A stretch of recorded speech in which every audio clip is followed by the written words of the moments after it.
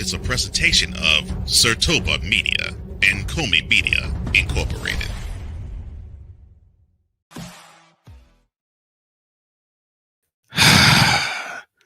Are we going to see a retirement from a quarterback? And it's not about the money, but it is. We're back. And welcome back to Total Football Talk.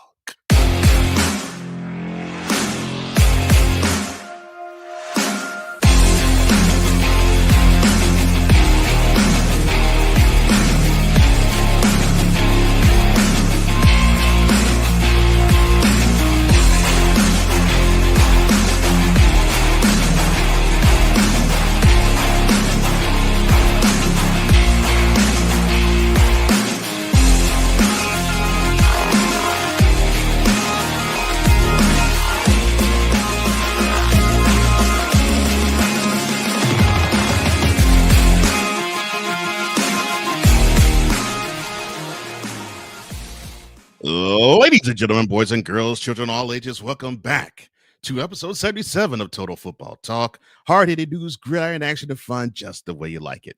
I am just one of the co-hosts of this program, Cole Johnson, a.k.a. the Mad Scientist, and the EP of EPs.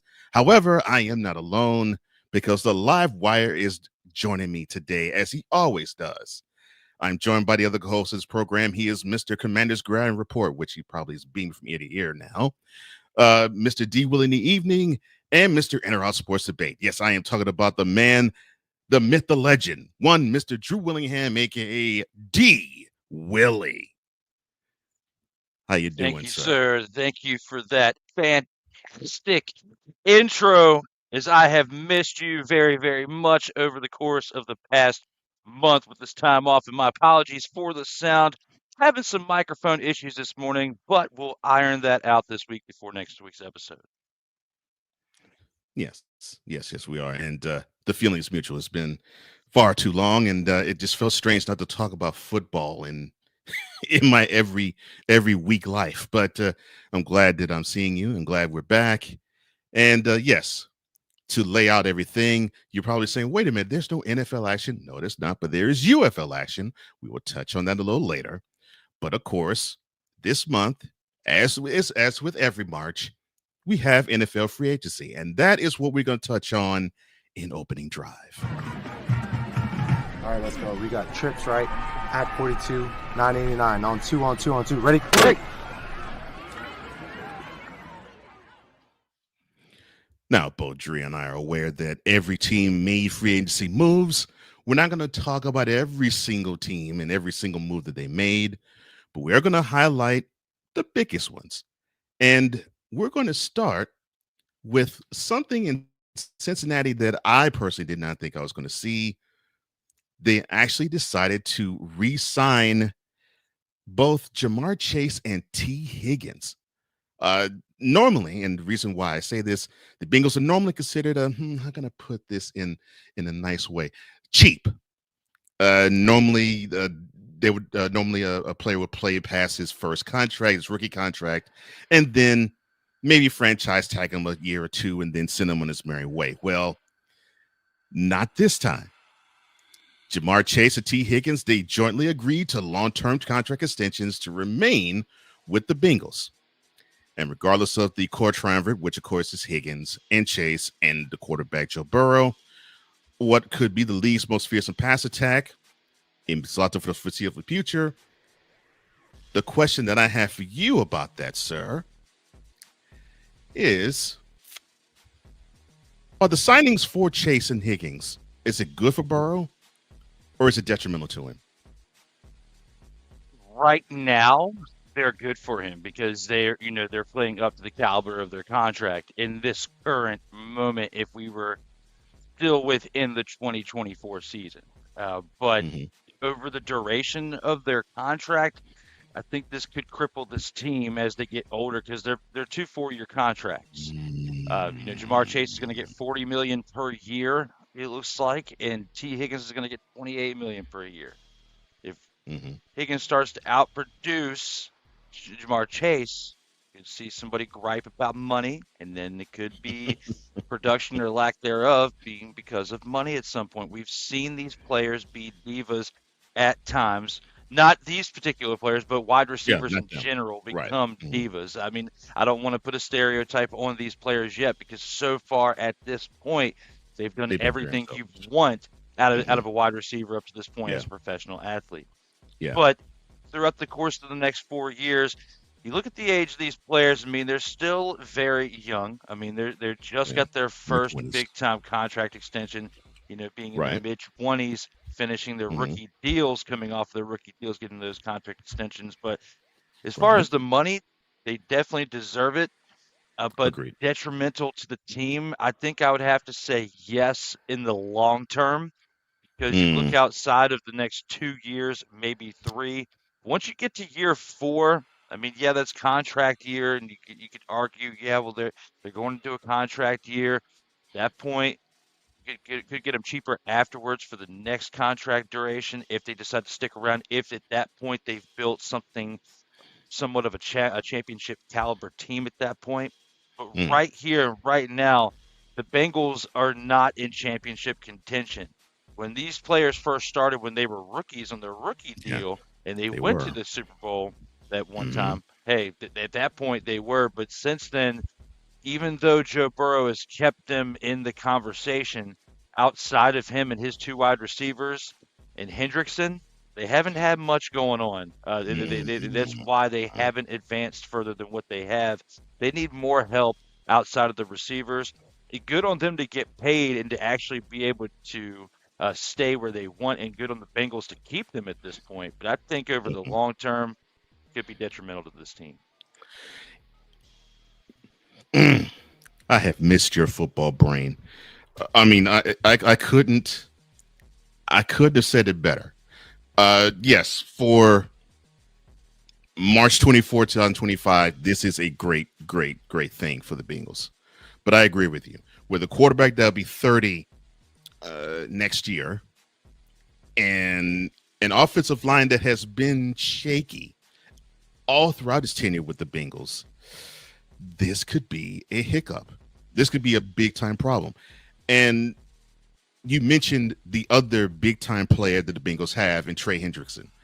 I think they're trying to re-sign him as we speak. So uh, it's great that you took care of your two big time targets in wide receiver, but the money has spread out a little bit more. And I know the salary caps have risen, so I know that they have some more money to play with, but if you're going to allot it to your quarterback and two wide receivers, it does leave a lot of things bare. And let's be honest. Trey Hendrickson last year, if it wasn't for a porous defense around him with the other 10, he would have been a defensive of the year candidate. Just a defensive player of the year candidate. He played that stellar. And it was because of him, Burrow, I would say Higgins and Chase too, that they were even sniffing a playoff bid. Otherwise, they would have been circling the drain. But yeah, I agree with you, man. For now, it's good. Ooh, for the long term, not so much. And I hope that they can do some good financial budgeting, because it's going to have to take that for them to actually become a contender again. No relation, but shout out to Wyatt Hendrickson for stunning Gable Steveson over this past weekend for winning the heavyweight title, the NCAA heavyweight title in professional. No, I'm not. I'm just kidding. Amateur wrestling, but in professional style. And that's one thing too. I didn't know that you could leave the collegiate level in wrestling, go to WWE, and come back. I thought I didn't when know that you either. left the collegiates, you were done because, like, when you leave college football, you can't go to the NFL and then still have a year of eligibility and go back and play college football. So how's that work? That's a good question. Random, but I just figured since we're talking about Hendrickson, might as well bring it up. Although we weren't talking about that Hendrickson, but yes, that's a good one. And now you mentioned Gabe Stevenson. Wow. Had a golden opportunity and wasted in WWE. Woo. Poor He had a Gabe. golden opportunity to go back to the NCAA. Looks like he wasted it too. Yeah. Yeah. Wow. Oh my goodness. That man can't win for losing for real. Wow. All right, so speaking of wide receivers and speaking of the AFC North and an AFC North team dealing with wide receivers, we have DK Metcalf. Now, he was a Seahawk and he wanted to play elsewhere. One of the situations he wanted to play was in Houston. I think another was Miami because he said to the Seahawks he wanted to play with a contender and in a warm climate. Well, he got one of those wishes because last week he signed, or he got traded, I should say, to the Pittsburgh Steelers for a second-round pick in the 2025 draft. Now, Metcalf requested a trade after spending his first 6 seasons in Seattle. Of course, that's the team that drafted him in 2019. Now, he joins a Steelers receiving corps that includes former number 1 target, George Pickens. And now the Steelers are looking for a signal caller. Russell Wilson, well, they might bring him back. They might not. Justin Fields, he might come back. Oh, no, we'll talk about him later on in this segment. But my question to you, sir, about DK Metcalf is, does this signal the end of George Pickens to be in Pittsburgh? You know, it absolutely could, because after this year, he's an unrestricted free agent. This is last year of his contract, of his rookie deal, where he gets $3.4 million of his contract, which is the highest of his rookie deal. You know, he's 24 years old. He'll be 25 in 2026. This is probably his biggest opportunity to contract year, and if they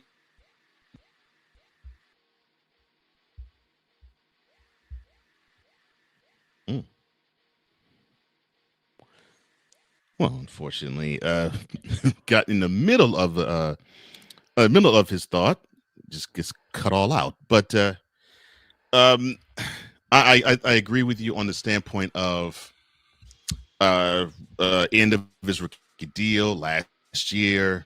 He might be able to try to impress. Who knows? But the antics that he has put forth with the Steelers, it has been problematic. And I think the reason why they brought in Metcalf was basically to straighten Pickens up.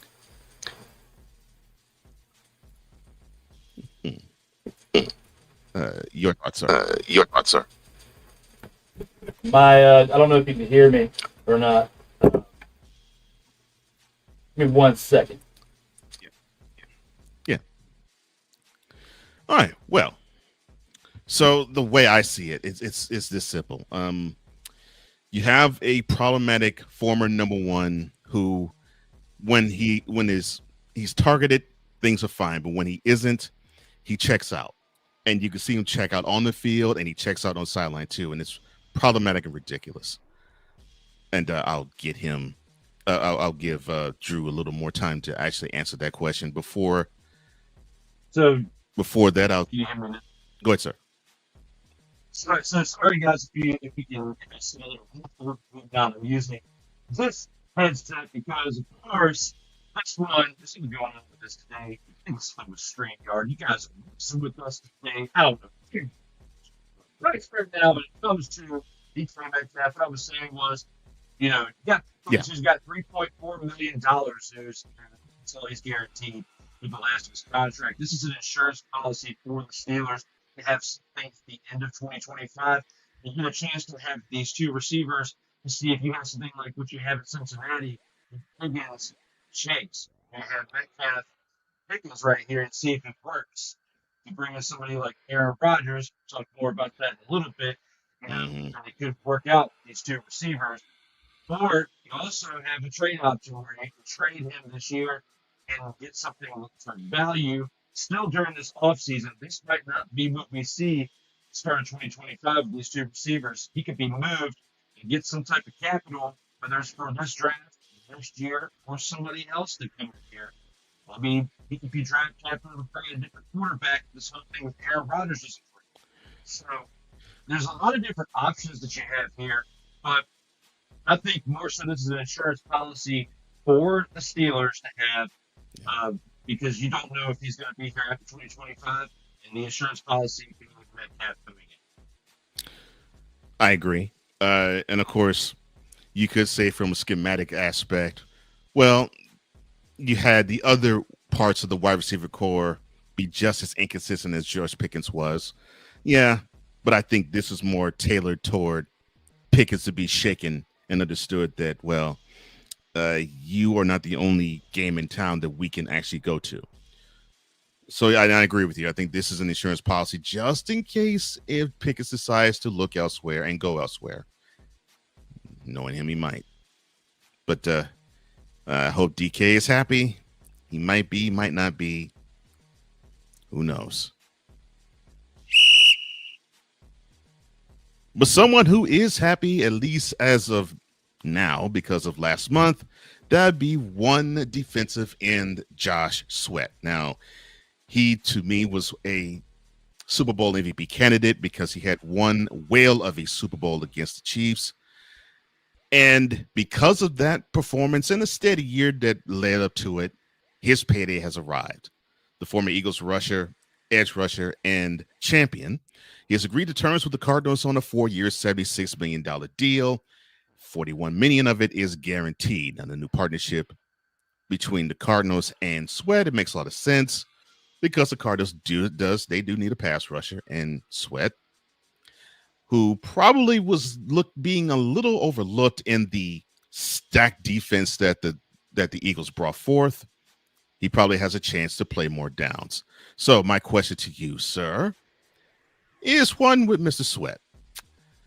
Will the Eagles feel the loss of him? Yeah. The Eagles aren't going to tell you that now, but they absolutely are, because this guy was a menace throughout the 2024 season. Defense, you know, their defense was stacked, don't get me wrong, but at the same time, Josh Sweat played a big part of their Super Bowl run, especially in the playoffs. He was a menace in this playoff run.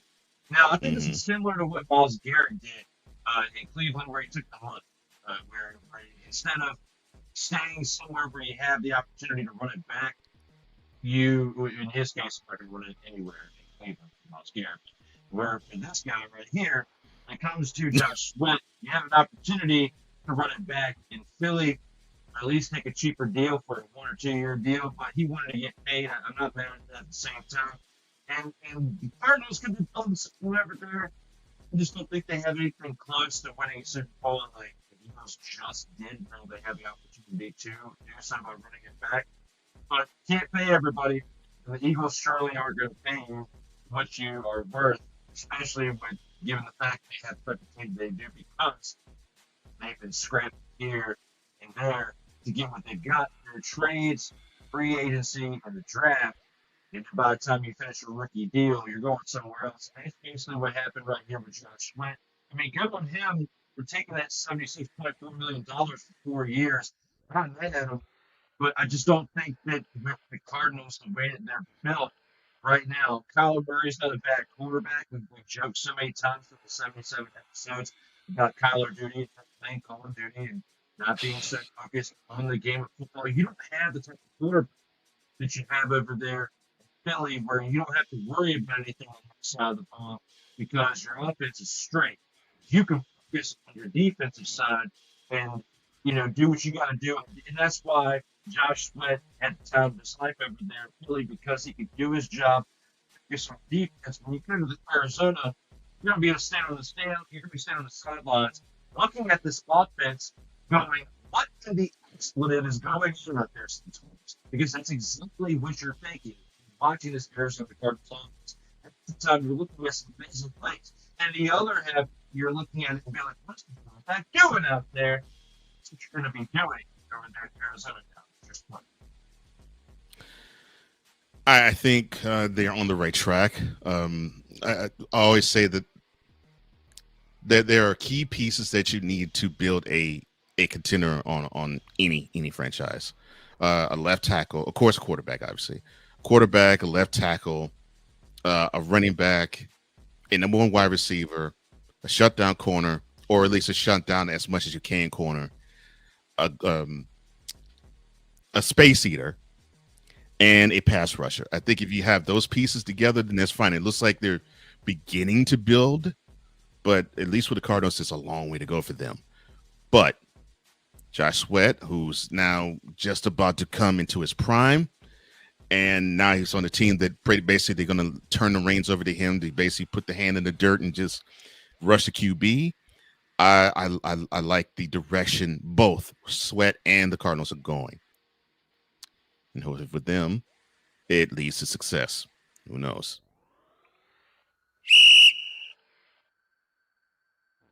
Now, show your bingo card to me if you had Joey Bosa no longer being with the Chargers. Now, it was a shock that they decided to basically cut speaking of pass rushers, the pass rusher head of NFL free agency.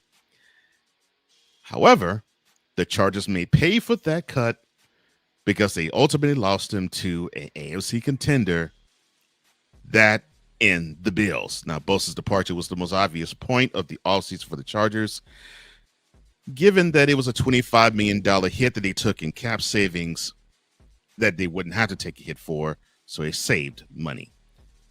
Now, it was considered predictable with the team, just as it was considered predictable with the Chargers for them to then shift a huge chunk of money that was slated to retain another pass rusher, that in Khalil Mack.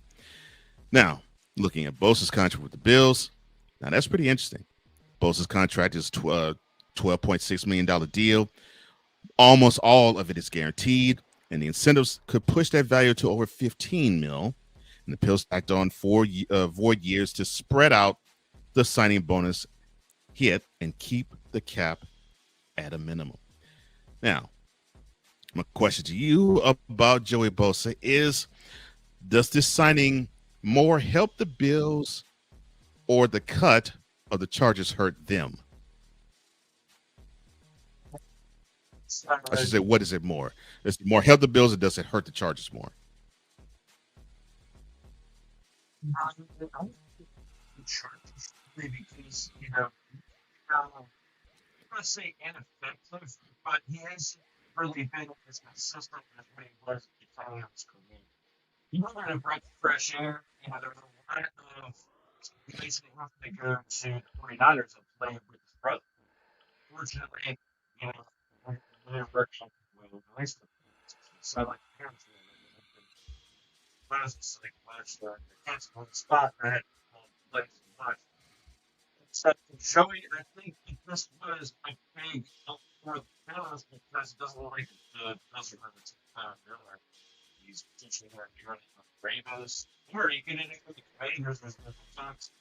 Essentially, if you wear Bill fan, Von Miller, he doesn't retire. He's folks of Von Miller retiring for the past off seasons, but he keeps coming back.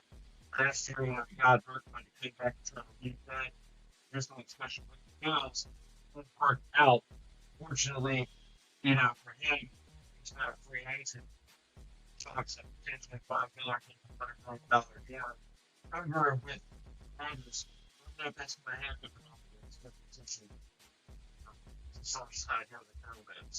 For Joey Bosa, I think it helps not balance. To answer your question, as far as the Chargers, I think that they're on the right track because defensively, they made some moves to talk about here in a little bit, but defensively, because of Joey Bosa and the string of injuries over the course of his career, I think this was a good move for the Chargers to finally move on. It wasn't like a done for them. Plus, it's just consistency-wise, you need to get what you're paying for over there in Los Angeles, and Harbaugh's trying to build something special. Joey Bosa, he will be 30 years old in July. It's not going to be a spring chicken anymore.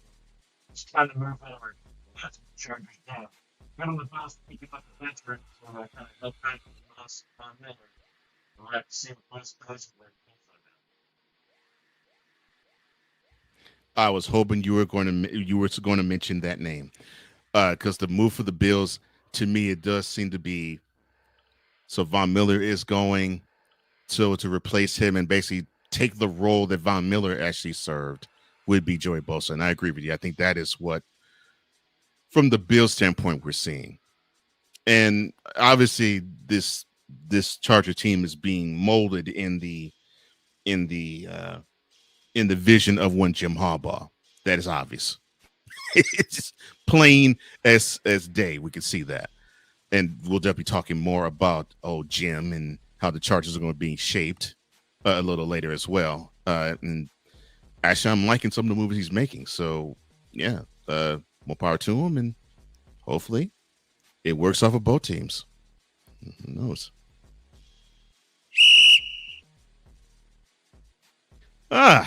Now we were speaking about defensive ends.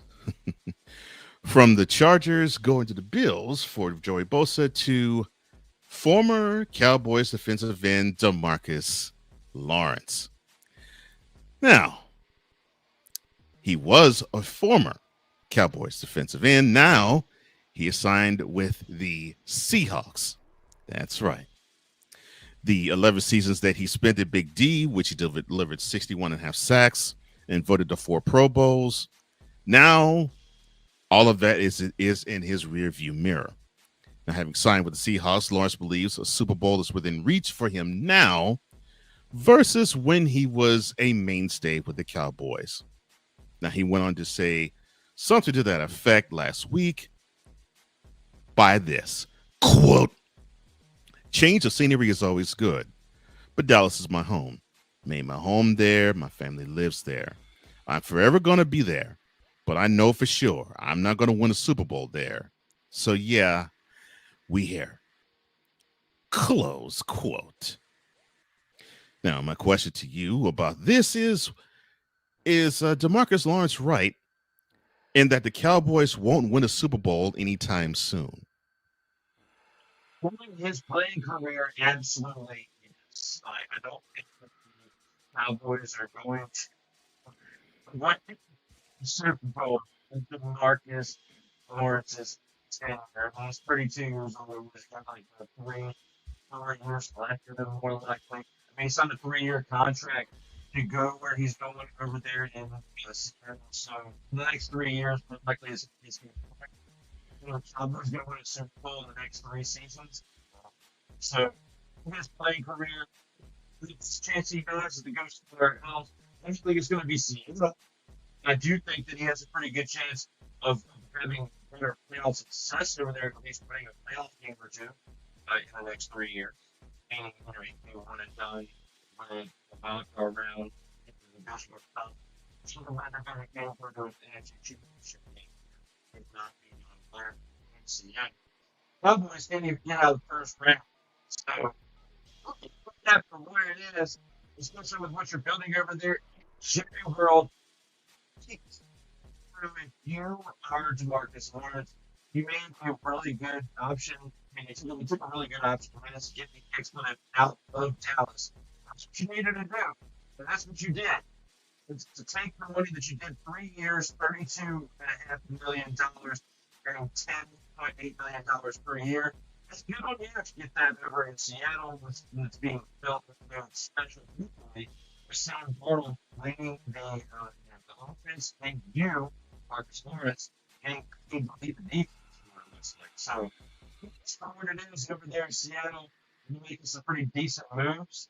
Not as good as some other teams out here, but you've been doing pretty decent. I don't know if you're going to be able to whisper to Sam Darnold over there on the offensive side like they did over in Minnesota.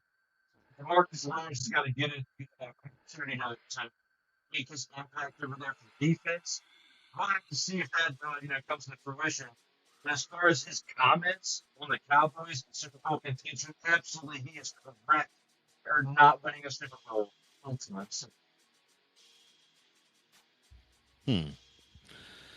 Yeah. And unfortunately, the comments I have to say about, heck, I'll say it because you're a team of one of the rivals. So this will probably make you happy somewhat.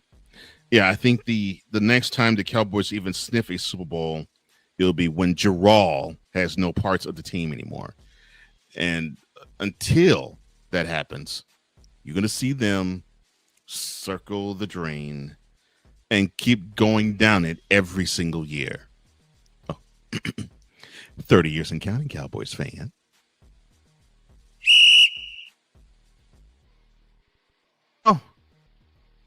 A move that is near and dear to your heart, sir. Laramie Tunsil, former Dolphin and former Texan. Now he belongs to the Commanders. Now, the Texans, who were facing some salary cap problems this offseason, they agreed to deal Tunsil to the nation's capital in exchange for 4 draft picks, 2 for this year's draft, 2 for next year's. Now, it's a trade that solidifies the Commanders' offensive line going into the 2025 season and beyond. That's for the Commanders. Now, for the Texans, it opens up a massive hole for them that got filled in the intervening weeks in the free agency period.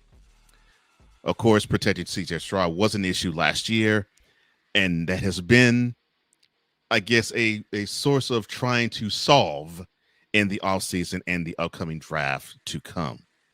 Now, my question to you, one Mr. Commander Square Report, will Tunsil's addition to the offensive line help the Commanders in bolstering it? Yeah. And that's one of the it was one of the reasons they got exposed in the playoff, especially in the championship when they played against the Eagles. Basically, they were exposed in the 3 meetings they had against the Eagles. So what the Commanders dealt with any divisional opponent that you were able to face and kind of, in the playoffs.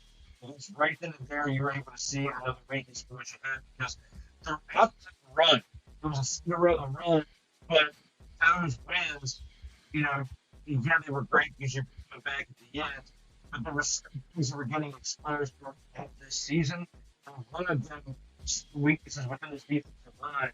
The Laramie Tunsil coming in, from Texas, supposed to, it's supposed to be out offensive line for a while. Not the, not the defensive line, but I think the offensive line. But when it comes to boosting the offensive line, when you're trying to score this game against the Eagles and the NFC Championship, you can find, look at this for what it was. The Commanders were facing the Eagles in the NFC Championship every time of the season, and they're putting up the points. Well, you can't stop their offense. And you can't put up points because you can't stop their defense. That's the type of protection over there. What I said was what Jake Daniels really helped with then. That's what you're going to get with Laramie Tunsil being there in your blind side. You have solutions in certain guys like Houston, Colorado, back on it. You kind of wish you would have got a little bit more out of it towards the end of this point. Looking at it for what it is, I think it's a pretty decent draft compensation for that over there. If you're a Houston, Texas fan, so you should be happy for that. You should be hopeful if you're a Commanders fan. Live up to his expectations. It's really decent. Yeah, I actually think you're going to like what Tunsil brings to the table. I don't really believe that what we saw this past year was a portent of things to come for him. Because yes, he was glossed Mr. False Start. Because he just kept being antsy and jumping the gun. But I believe he's going to probably settle down. I think he's now going to have it locked in his brain that he's protecting precious cargo, especially his blind side. And I'm sure it's been drilled into his head that what they want to do this year for Jaden Daniels is to have his run total go down, and not necessarily rushing yards, but rushing attempts, because many of those were scrambles because, and you probably will say it even more bluntly than I would, the Commanders' offensive line was patchwork at best. And at times it just seemed as if, Daniels was running for his life.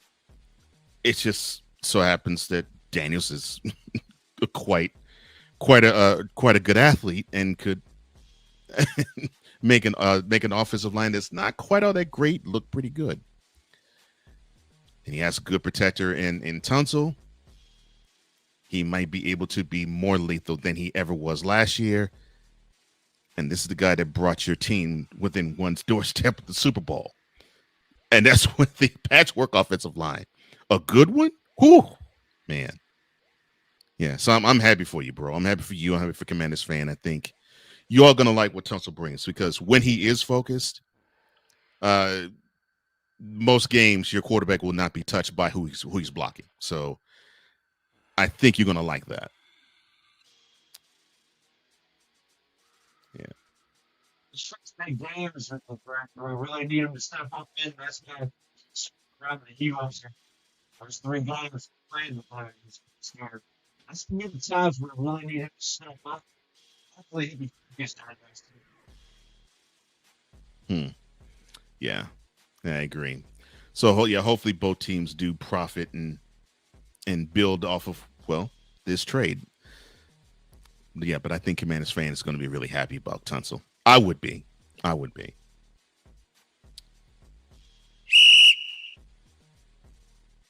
Oh, somebody who might not be happy of a welcomed addition, that would be one Anthony Richardson. Why?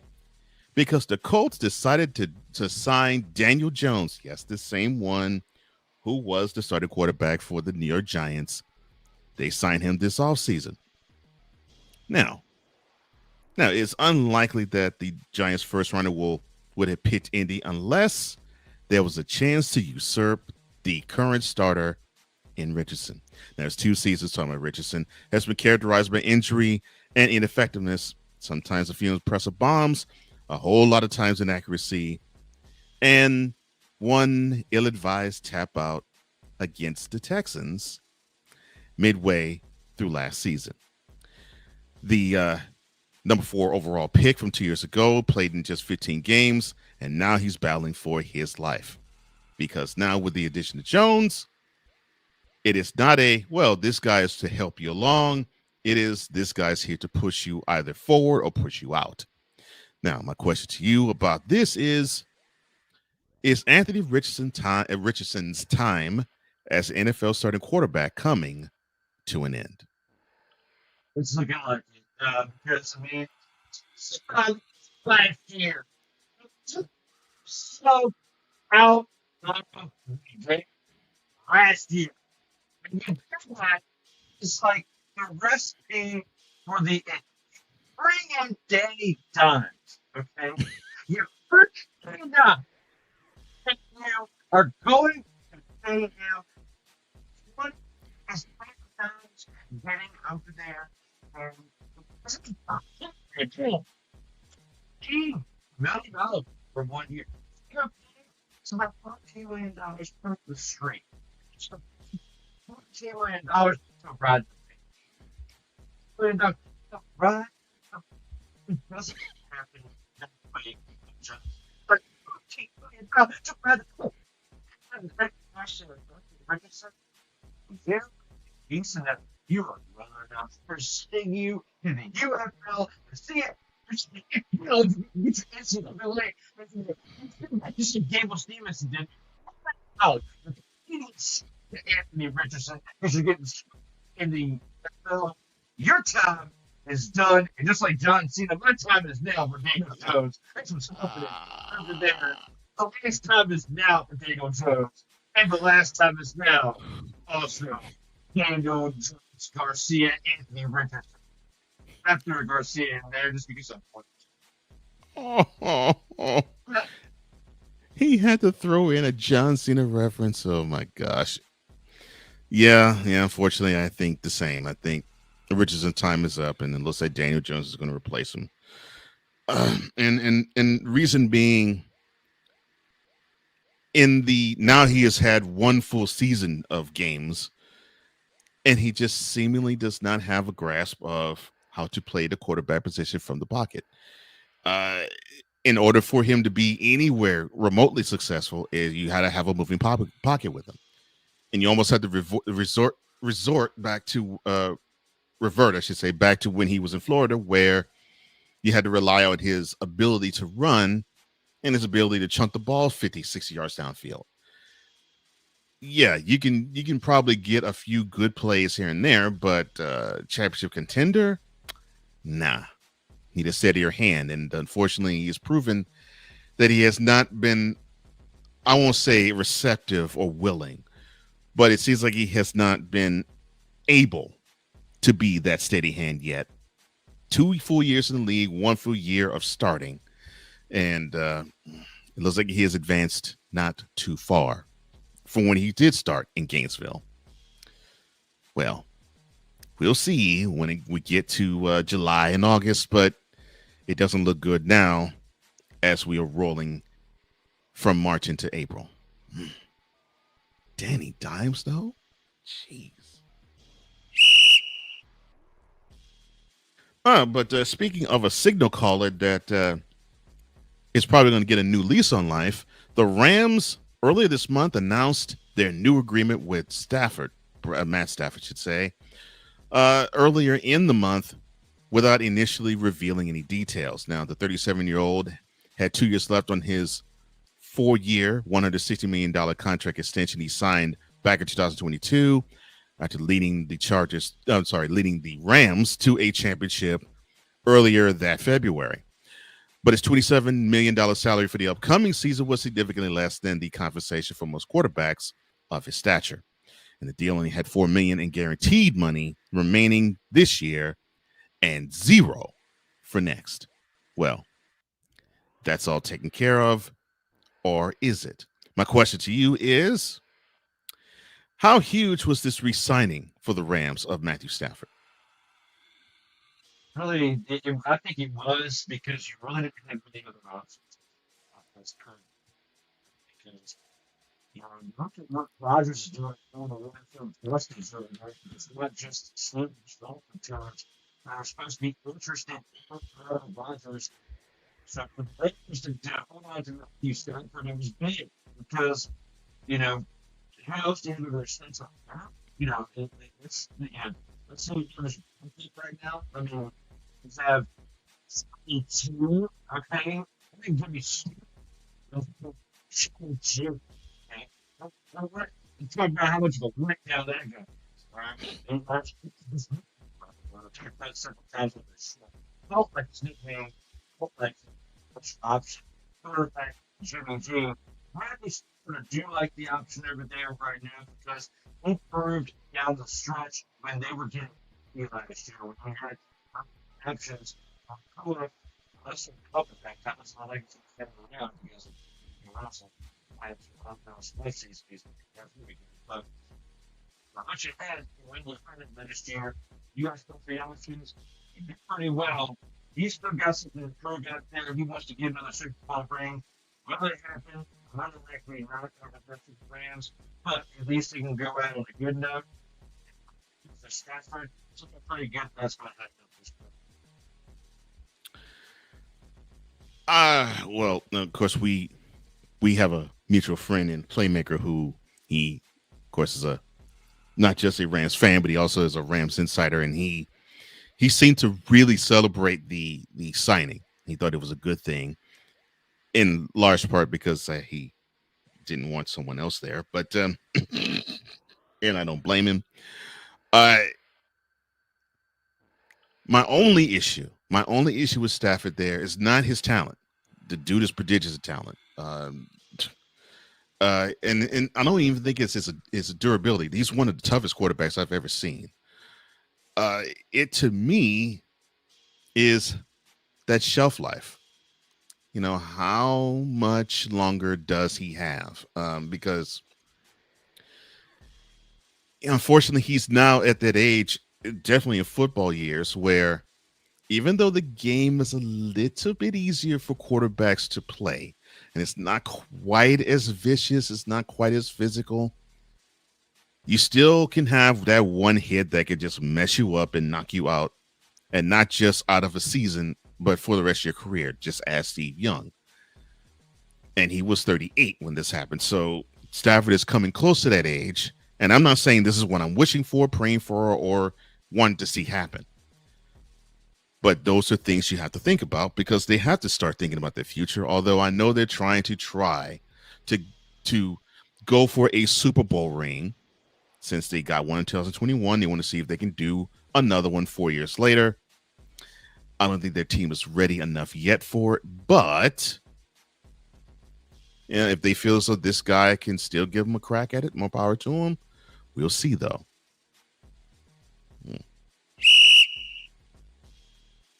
Now, a QB going from one place to a new spot, his third in the last 3 years. That'd be one Justin Fields. Now, he was the number 1 overall a few years back. And now he gets to go to the Big Apple. Yes. So, Mr. McCarthy, smile. You have your franchise quarterback right there. One Ryan McCarthy of no credentials required fame. He joins the Jets on a 2-year, $40 million deal. $30 million of that $40 million is guaranteed. And it helps usher in the Aaron Glenn era. Yes, the new head coach of the team, the former defensive coordinator for the Detroit Lions, and former defensive back for the New York Jets. So this is a homecoming of sorts for one Mr. Glenn. However, Fields could probably serve as an explosive offensive weapon for the Jets with the talent and playmaking ability to supercharge an attack featuring, of course, running back Breece Hall and wide receiver Garrett Wilson. Will we see new wrinkles with Mr. Fields, or will we see more of the same that we've seen when he was a Bear and a little bit of that time when he was with the Steelers? We'll see. But my question to you is not necessarily that. It is, are the Jets better with Justin Fields, or would they be better with a departing Aaron Rodgers?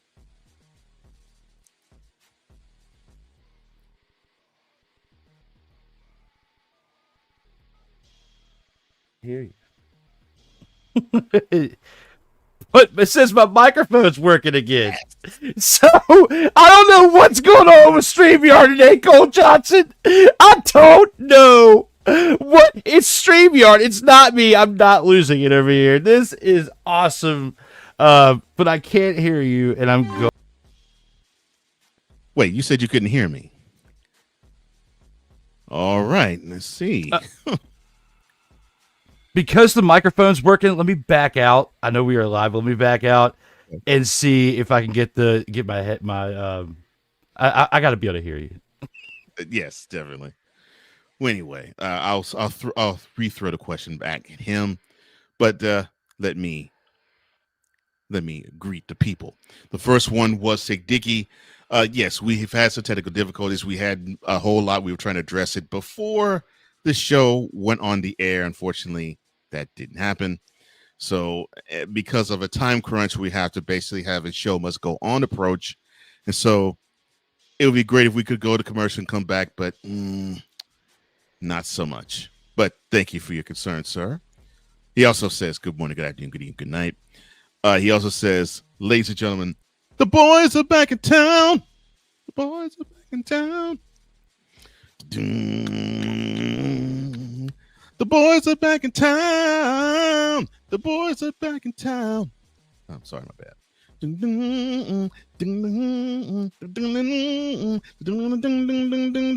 My bad. Ryan McCarthy, Mr. Jets fan, he says good morning to these two kings. Bengals fan is happy that they kept their offensive core, which I agree they are, but they know their defense needs to step it up, and they probably need to do more than just sign or re-sign Trey Hendrickson. Man, it's been a while since I've seen you, one Mr. Constipated in Sin City or CISC. What is up, man? I hope everything is good with you in Vegas. Six says, look, here's the thing about the players getting big contracts that they deserve. It's an investment by the team, and the players have to prove that they're worth every single penny. Wait,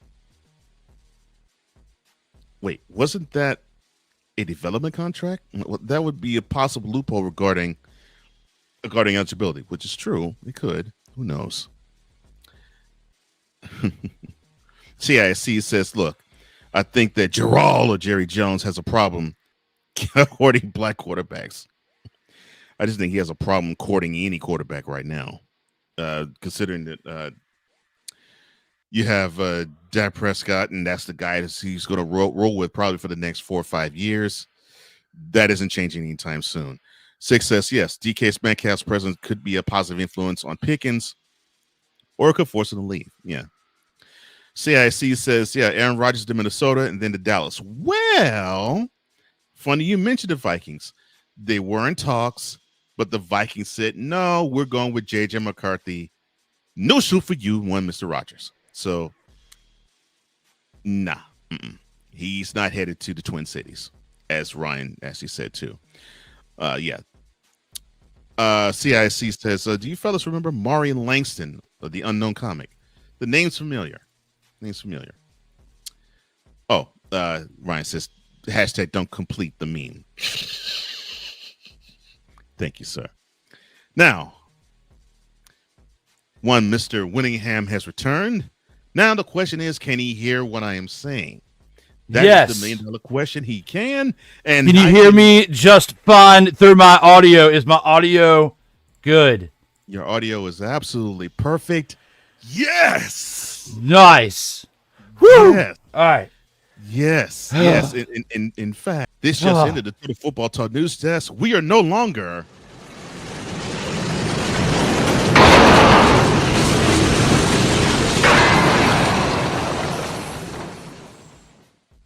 when it comes to the audio, you sound absolutely perfect and pristine, sir. Good. I never want to take a break from the airwaves again. I think this is like StreamYard saying, "Don't you take a break again? We're gonna mess with you in your first live." So, woo! All right, we're back. Yes. Oh my gosh. Okay. Oh Lord. All right. So I'll rethrow the question at you. Now, of course, Matthew Stafford. Yeah, it was rumored that they were having contract. I won't say stumbles, but it was rumored that they were possibly going to allow Stafford to either let him walk or let him search for a new team. But the Rams and him have come to an agreement. My question to you is, how huge was this resigning for the Rams of Matthew Stafford? It was absolutely huge. I mean, because, looking at the success that the Rams have had, they've won a Super Bowl together, McVay and Stafford. It's not like they're still chasing one, even though, of course, they still want to win another one. That would be nice.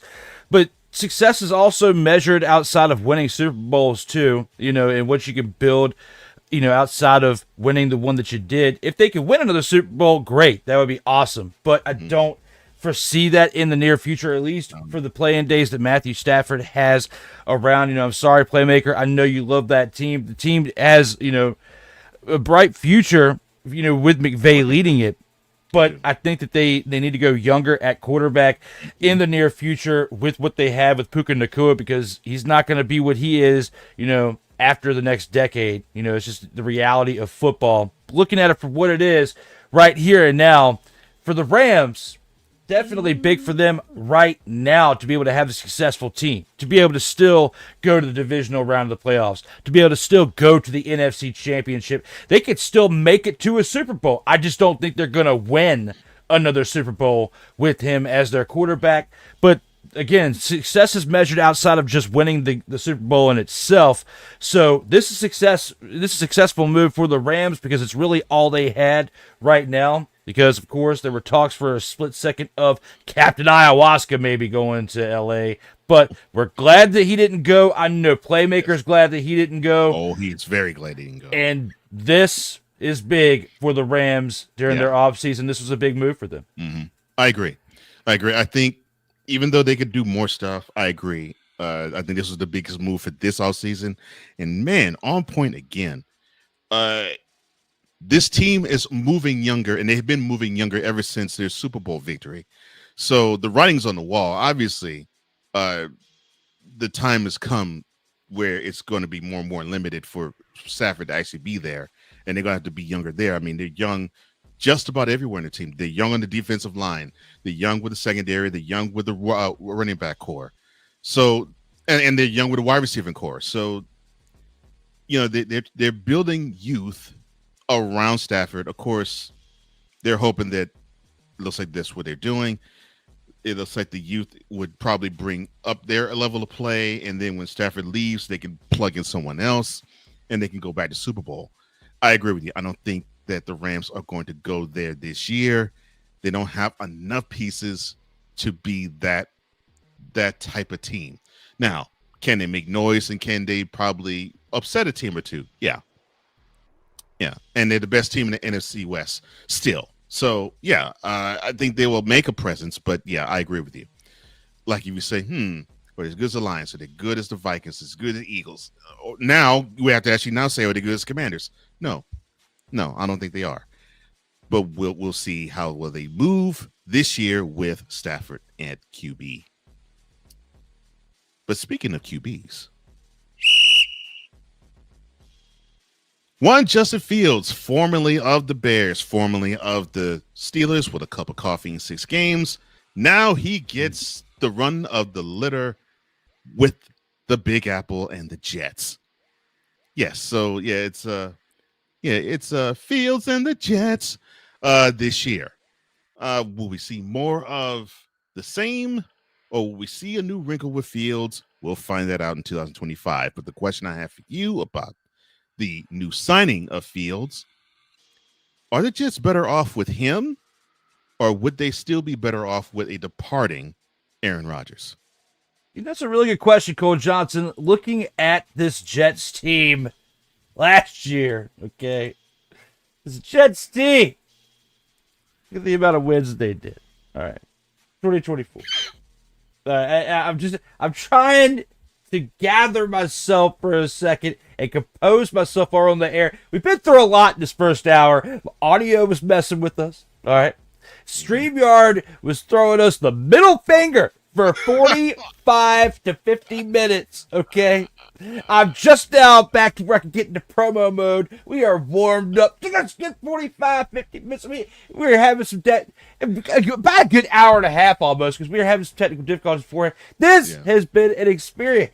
So just like it has been an experience for the New York Jets, I compare and contrast the two. Nice. We have been dealing with the New York Jets of internet service and options for the day, and I felt like it was a sign of things to come for this topic right here, because it doesn't really matter who's your quarterback, whether it's Justin Fields, Aaron Rodgers, Brick Johnson, doesn't matter, okay?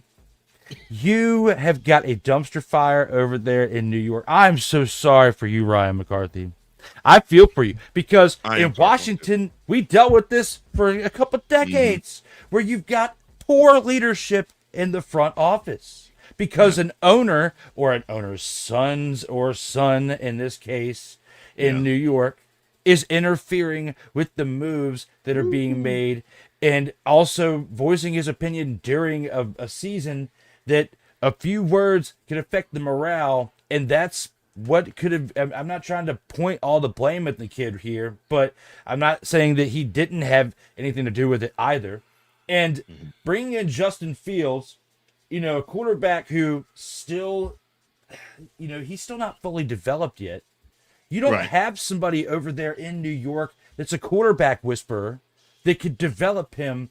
Like, if Justin Fields was a backup in Minnesota for a year, like what Sam Darnold got with the experience to actually play, which, benefited Sam Darnold, then that would be good for someone like Justin Fields to really learn how to play the game of really learn how to play the position of quarterback in the NFL, which is what he got a little bit over there with the Steelers with good old Artie Smith. Because even though Artie sucks as a head coach, he's pretty good as an offensive coordinator. I'll give him his flowers. He's decent. He deserved his opportunity to become a head coach because of what he's done as an offensive coordinator guru. I give him his flowers where it's due, okay? But here with Justin Fields or Aaron Rodgers or Gumby, it doesn't matter who your quarterback is over there in New York, because it's a dumpster fire until they prove me wrong or prove otherwise in general. I'm sticking with it, because Aaron Rodgers, throughout his tenure with the New York Jets, led them to 5 wins. 5 wins, Cole Johnson. 5 wins in his time. And before that, he played 4 snaps. 4 snaps. In the previous season. So, yes, 5-12 is what you get out of Aaron Rodgers. And before that, Zach Wilson, they were crying expletive this, expletive that about him. And he had better success over there in New York than Aaron Rodgers did. Yes, he did. So You at this point, you'd be better off just keeping Zach Wilson. Mhm. Going back to him. You'd be more respectable than trying to get something out of Justin Fields. This is gonna. I hope I'm wrong. This is gonna hurt Justin Fields' career going there as the quarterback. More so, it's more of a risk to go to the Jets as a quarterback right now than it is to go to the Giants and be a quarterback. I agree with you on that, actually. From the standpoint of, like you said, the front office is an absolute travesty. I mean, it literally is reflecting, for the exception of possibly the toxic environment that one Daniel Snyder brought to, unfortunately, to your Commanders. The same is now starting to be said about the Jets, where it's like, we're not expected to be crap because we think the front office is going to crap the bed and make this team worse and worse and worse by whatever moves they make. And the sad thing is, they actually had some great moves in building a really good defense. But the offense, they sputtered and kept sputtering, and now the defense is reflecting the offense too now. So it's just been ridiculous. I mean, and it's been this moribund ever since 2011. And they've been a literal laughingstock ever since 2012. Heck, the Thanksgiving of 2012, when the birth of the butt fumble happened. So, I mean, poor Justin Fields. And another reason why, the reason why I know you said that he'll be better off with the Giants than with the Jets. Who's the head coach of the Giants? Ooh. So, yes, Fields would be a whole lot better served if he was with the Giants than with the Jets, because the Jets just want W's. At least with the Giants, Fields would actually get more tutelage. You know, just a thought. But yeah, poor Fields.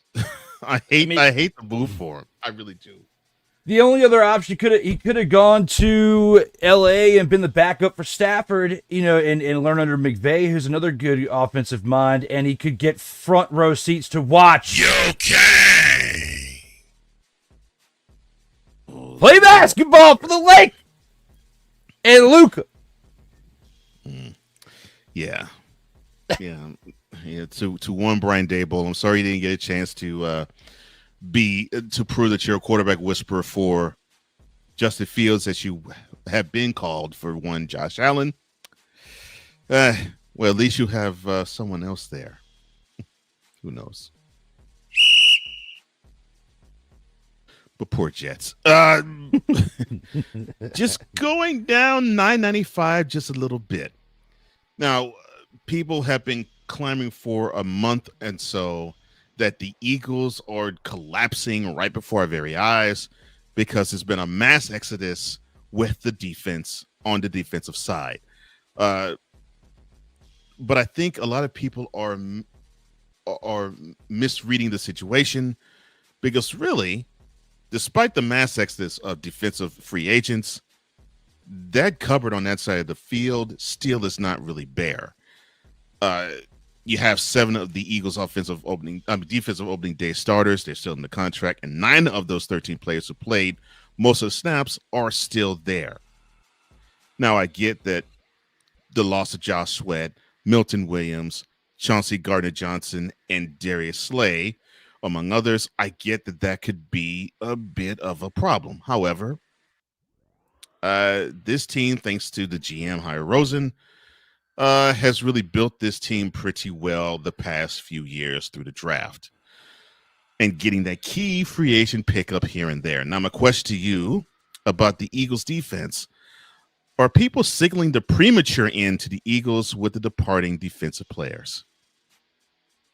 I mean, it sounds like it. Not the fans though. Not the fans of Philadelphia, because they're still talking their smack, of course, because they rightfully so, they just won a Super Bowl. And they can. You can, Just like the Commanders fans can talk smack over the Lions fans, regardless of what the Lions fans think, because they did own them in said divisional game. But back 2 to months the later, topic. wow. Still doing it. Still doing it. Had to. We haven't been on the air in a while. Had to. But right here, when it comes to, are people signaling the premature end of the Eagles? I think they could, because they still have some talent over there. They could still run it back and still make it to an NFC Championship game. I don't think they're going to the Super Bowl game. I don't think they're going to the Super Bowl next year because of what they've lost. I think they're going to have to gain some back. And we still haven't even made it to the draft yet, regardless of what anybody thinks. They could find a couple sleeper picks throughout the draft that it happens all the time. So, they've already built something pretty special with some of the young talent that they had to even got them to this point, along with the free agent moves that they made over the years to get to what they got to in 2024. So I think it is a little bit of a premature end, but at the same time, all I'm saying is, NFL, anything's possible. So don't weigh anything out. We didn't think they were going to be able to get Jalen Carter when they did. And, of course, look at how that, resulted into a Super Bowl. So for the Eagles, I think it is a little bit of a signalation of a premature end with all the departures, because you lost Slay, who was a big leadership over there for your defense. And then, of course, we just talked about Sweat a little while ago. There's many other moves that happened this offseason. But here and now, it's a really good question to pose for this. But I think people just need to ease up on it a little bit. We haven't even gotten halfway through the offseason yet, and people are throwing up the red flags on that outside of the fans of Philadelphia. Right. Let's go back to and circle it back around to what's important now. Right. I agree. I think, and it happens. Super Bowl champion, you're going to have some people that's going to move. I mean, that's just how it is. That's the price tag you pay being a champion. But I think people have to understand, you got a lot of cats who were actually still playing their rookie deals on defense. So, nah. Now, can teams catch up to them in 2025? Yeah, they can. But do I see the Eagles being like 4-13 in 2025? No. They still, to me, they still are the best team in the NFC East. However, the gap might be closing with how the Commanders have been going this offseason. That is going to be the most interesting race to me, in my opinion, in the NFC. But, of course, that is for a conversation about 4 or 5 months down the line. But right now, as we stand, 1 month before the draft, exactly 1 month before the draft, the Eagles are the team to be envied. I mean, they have the shiniest brass ring, and they're the defending champs, and you got to try to knock them off. So until that happens, I can't really signal the end of the team now. Maybe a step back, but an end, no. Because I basically, just like you, I just go until proven otherwise. So we haven't even started the season yet. And that's why some people get so excited at this point. It's like, guys, the moves, they are enticing. I give it to you. Just like the moves for your team, in my team, like, they look enticing. You can look at your team. You can get really upset at certain departures. You can get really, excited about some additions. But each year, we then weigh out, do these additions outweigh the subtractions? Or do these subtractions outweigh the additions? Which, either one, and we drive ourselves nuts for 6 months, okay? Yep. And we haven't even watched a snap yet. So we can analyze, we can have a good time with it, but I don't want to rule anything out. That's why you would be disrespecting the Eagles in their franchise at this point if you completely do that. So no, I can't do that at this point. It's a premature end to those who are saying otherwise. I agree. Let's see how the champs defend it, and until then, let's not say they suck, they blow, and they are going to go down the drain in tubes. Not yet, and I don't think it's going to be personally in 2005 either. But let's just stop that type of talk now. Now, a team that we probably can talk about in this light would be the San Francisco 49ers, because for the past 5 years, their first offseason could be summed up probably in 3 words: run it back. But after a 6-11 season this past year, run it back ain't the 3 words they're saying. What is happening is what 49ers fan is saying. So in the opening week plus of free agency, maybe even 2 weeks of it, the 49ers have endured an exodus of key players. We'll talk about one of them a little later.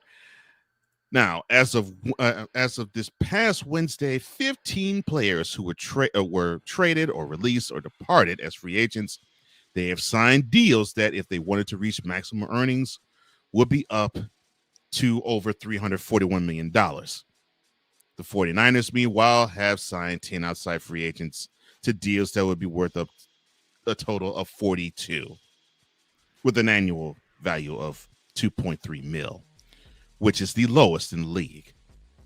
They fully guarantee just under 5 million.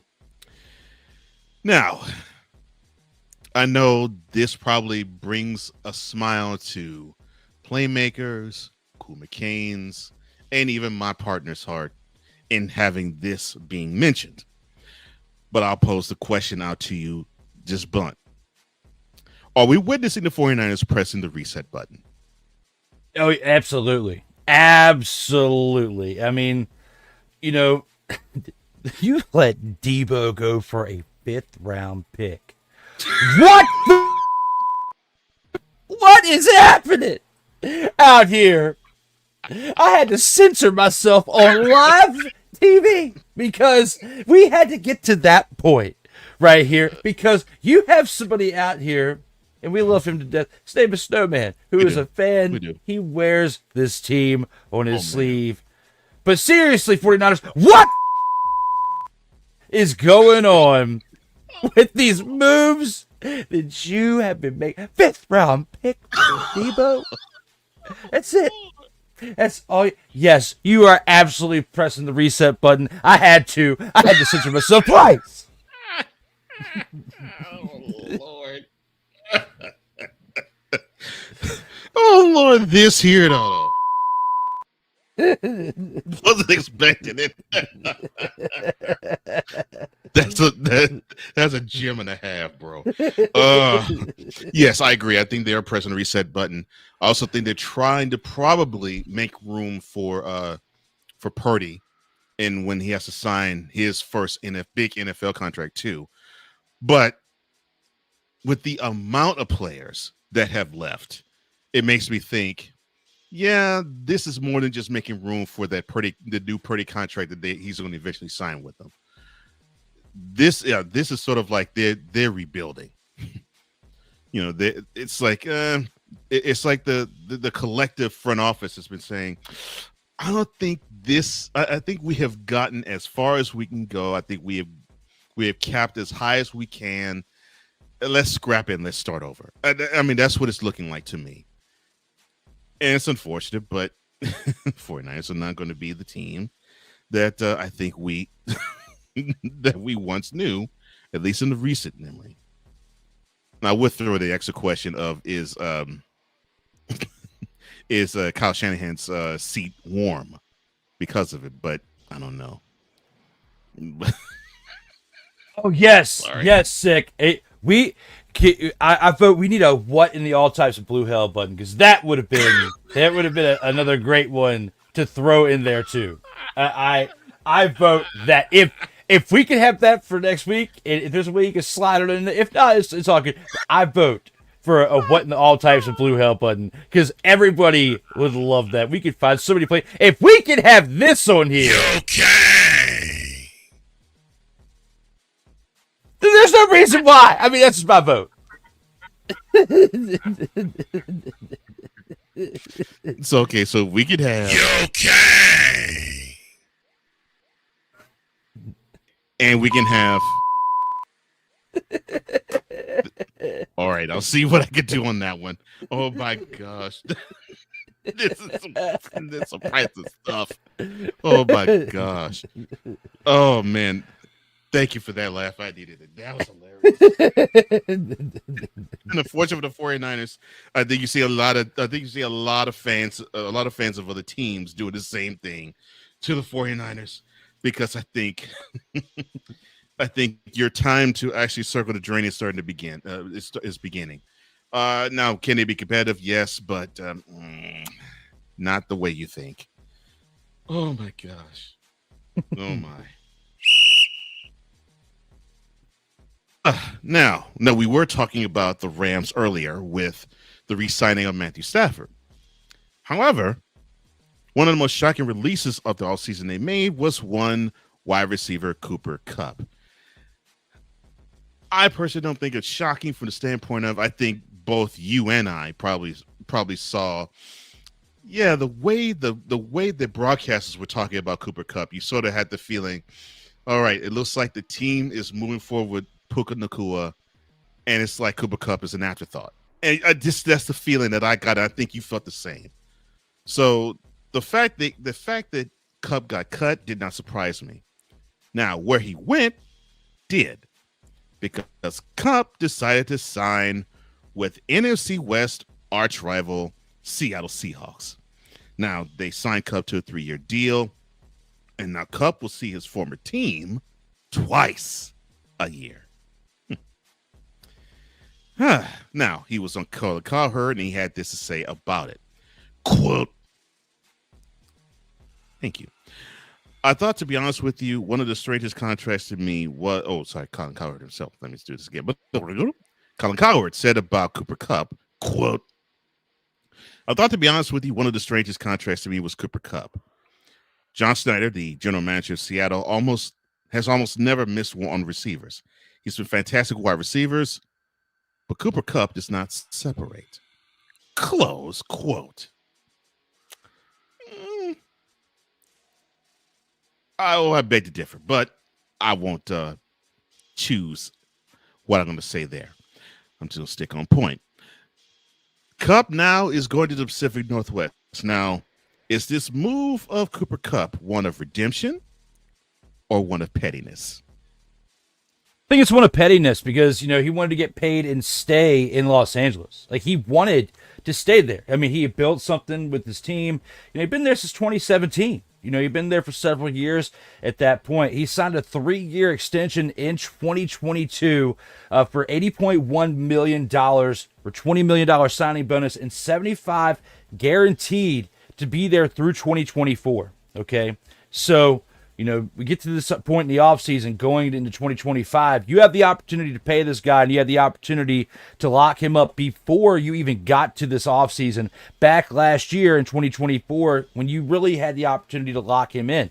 But you didn't. So here and now, you lost out on him, and now you're going to have to watch him twice a year come into town once, and then you're going to have to go into his town and face him, twice a year. For the next 3 years. He's getting $45 million in the next 3 years with the Seattle Seahawks, $15 million per year. I mean, it's not chump change. They're paying him, and you could have paid him, but they could have afforded to pay him, but they want to go younger. You got Nacua, who you just brought in, a shiny new toy.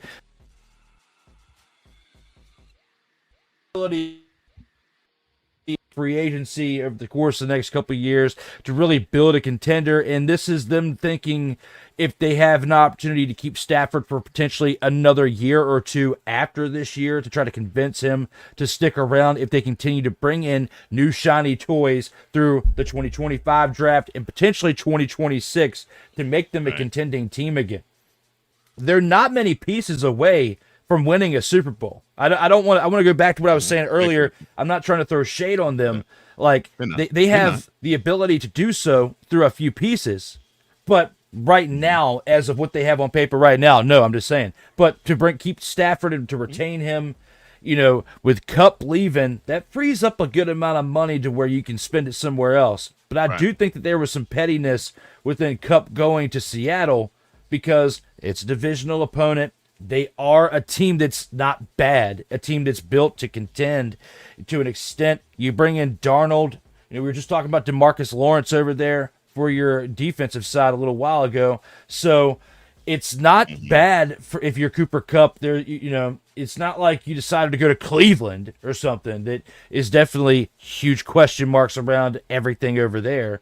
Besides Myles Garrett, we already know that their defense is going to be able to contain the other offense. It's just their offense can't score anything. So it's not like you went there. So for Kupp to go there and to be what looks like the number one option over there because they traded DK Metcalf away to the Steelers, it's big for the Seahawks to bring him in, but it's petty on Cooper Kupp to go to a divisional opponent and face the Rams twice a year. Okay, good. I'm glad that you said that because that was what I was thinking when I saw that. I was like, when I saw the move, I was like, oh, that's a petty move. That's a petty move. He's trying to rub it in the face of the of the Rams front office. I'm like, oh, this is going to be good. But yeah, to your point, the Seahawks aren't bad. I mean, they ended up with the same record as the Rams. They only lost out on the NFC West in the playoff bid because of losing the strength of victory against the Rams, because they actually split the season series with them. So, talking about splitting hairs, I mean, the Seahawks are,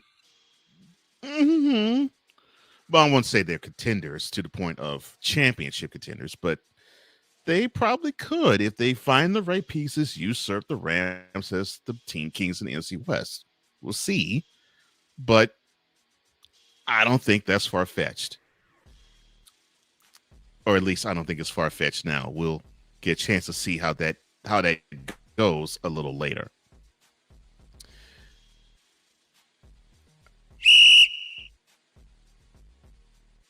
Now, something that we probably would have thought would be far-fetched, outside linebacker pass rusher extraordinaire Hassan Reddick. Now, he recently has been formerly of the Eagles and formerly of the embattled New York Jets.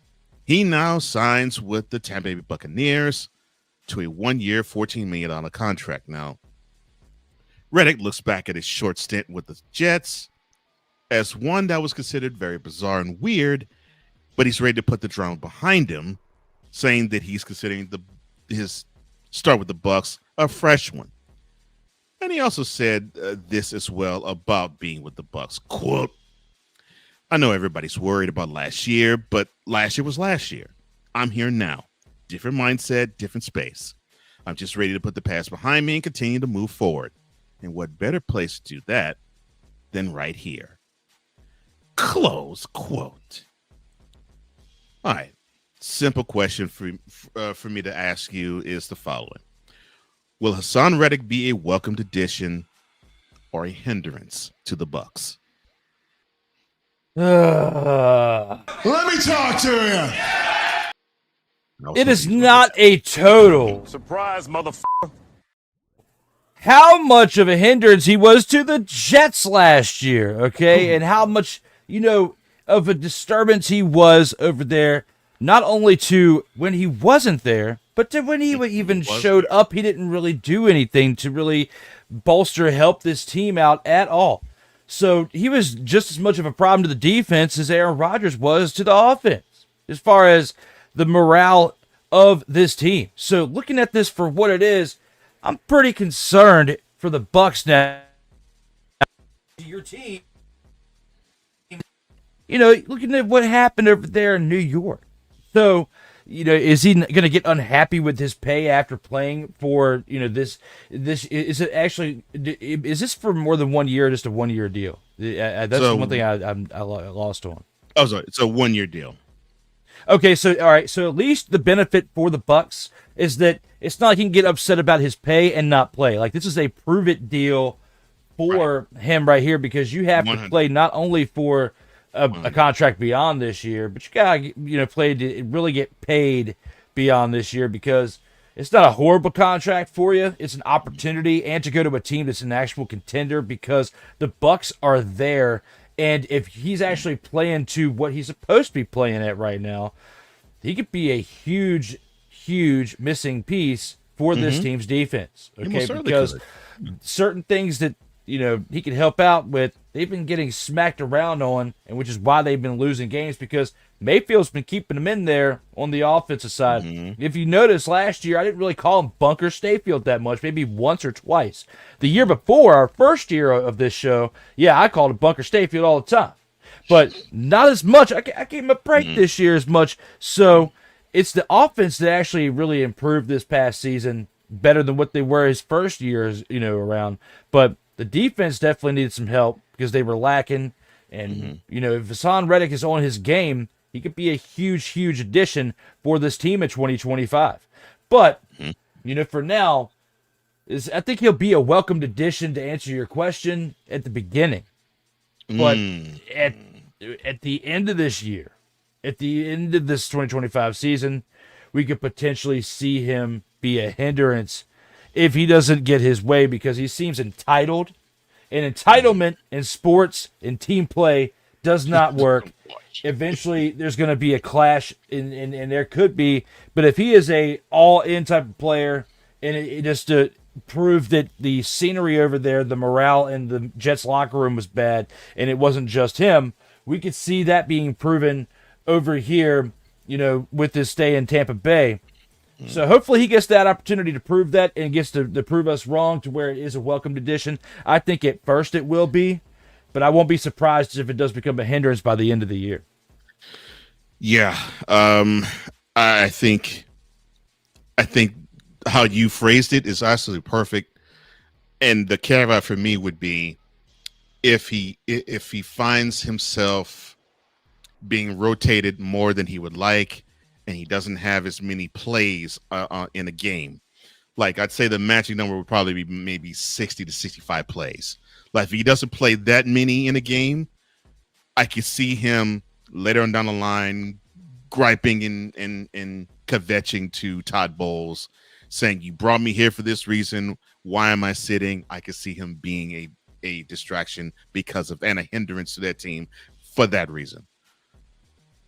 But if he's playing that often, like he did 2 years ago with the Eagles, then I think he might be okay. But we shall see. But I do agree with you. I think for now, I think it'd be fine. As the season wanes, well, we hope it will be the same, but it might not be.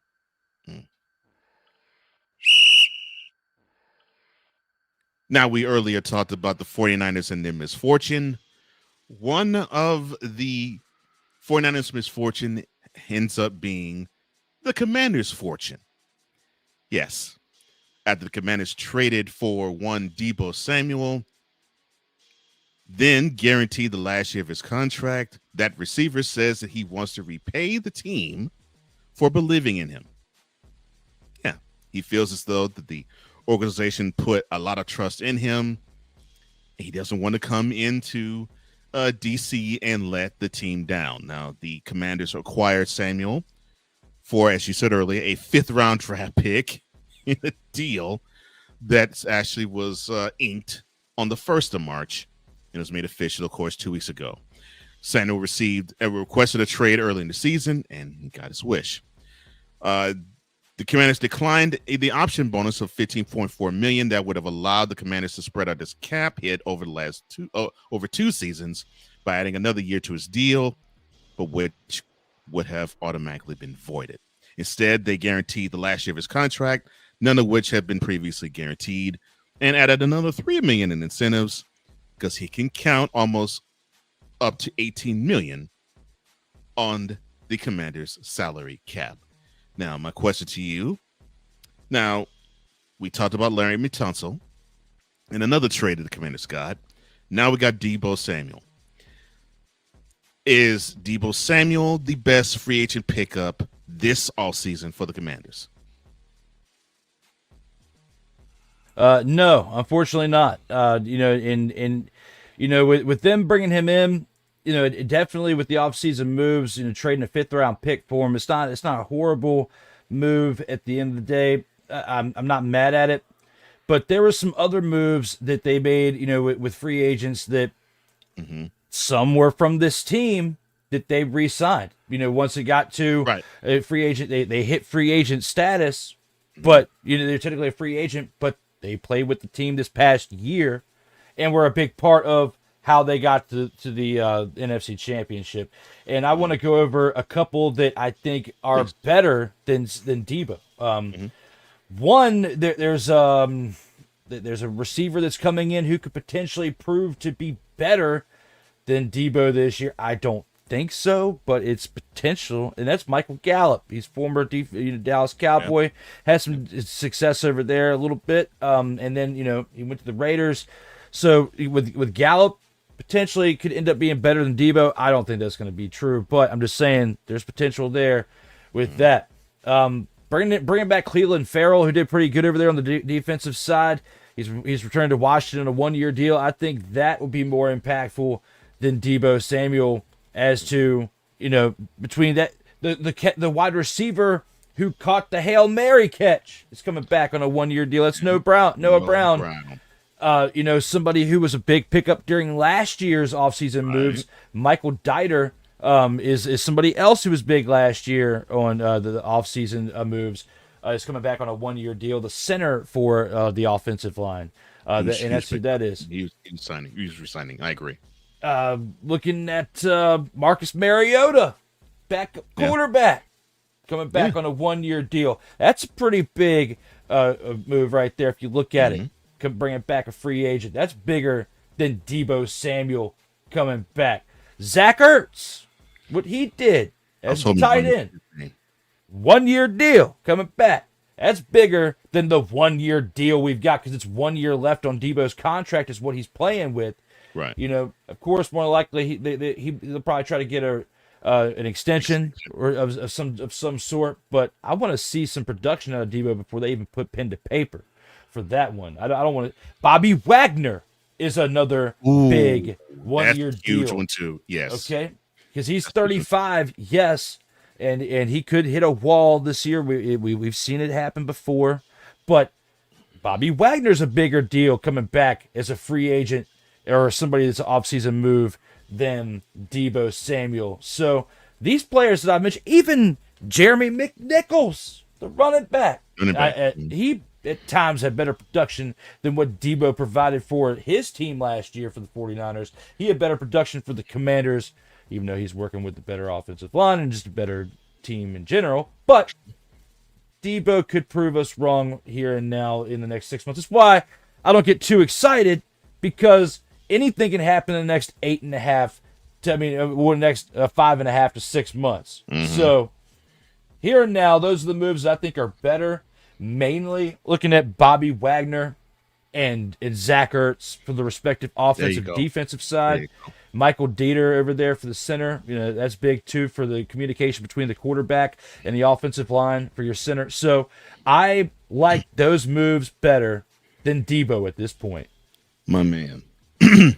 You said the two names I wanted you to say: Bobby Wagner, Zach Ertz. Because when I read what the Commanders did in terms of who they were keeping, I figured they needed to keep Wagner because they need to have that stalwart defensive presence and that leadership to actually help the group around them to grow and get better. And Zach Ertz is probably one of the greatest safety blankets that's existing in the league right now. And if Jaden Daniels didn't have him, I would have felt as though, even though I love Daniels, a regression probably would have happened. So I'm glad that the Commanders brass actually saw that and say, we got to keep Wagner, we got to keep Ertz.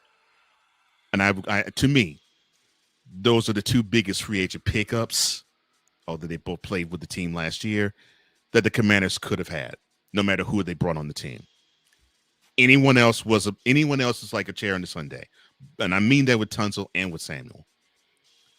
So yeah, I agree with you. I 100% agree with you. I know you're probably saying, well, wait a minute. There were more free agent stuff that happened. Yes, it was. We're going to touch on more of that a little later. But that ends this portion of Opening Drive. All right, let's go. We got trips, right? At 42, 989. On two. Ready? Ready.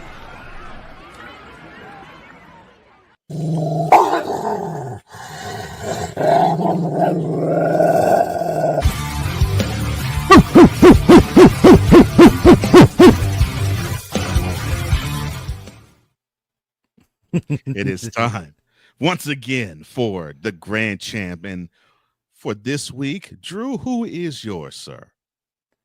This week, my grand champ is going to be Tyler Conklin, deciding to go over and play in Los Angeles with the Chargers, playing for Jim Harbaugh. He could play a big role in this offense. You know, a team that really needed a staple of a tight end to really help out with the flow of their offense. That's what I felt like they were missing last year. I mean, they were a really good offense throughout, which is kind of what helped carry this team to the success that they had, because it definitely needs some help over there on defense. But I feel like as far as sleeper moves of this 2025 free agent class throughout the entirety of the NFL, this could be one of the top 5 impactful moves as far as a sleeper move that other people were missing out on. The tight end that they could have had as either a 1A or 1B over there. Now this guy's going to be the number 1 option, I believe, over there in Los Angeles. My choice for my grand champ of this week is Tyler Conklin going on over to the Los Angeles Chargers. I love that. I love that. It fits, I think, what Harbaugh needs, and Herbert needs it too. I think he needed a security blanket. I think that was the only thing that was lacking. Although he had a solid, in terms of interception to touchdown ratio, he had a solid year, because he went at least half a year without throwing a pick. But then we saw what he did in the wild card round, and he needed a target like Conklin. So yes, I agree with you. Great choice. Great choice. Now, mine is probably a little bit off the beaten path, but it has to be said. People were thinking about Jameis Winston, and they were just wanting to say, well, wait a minute.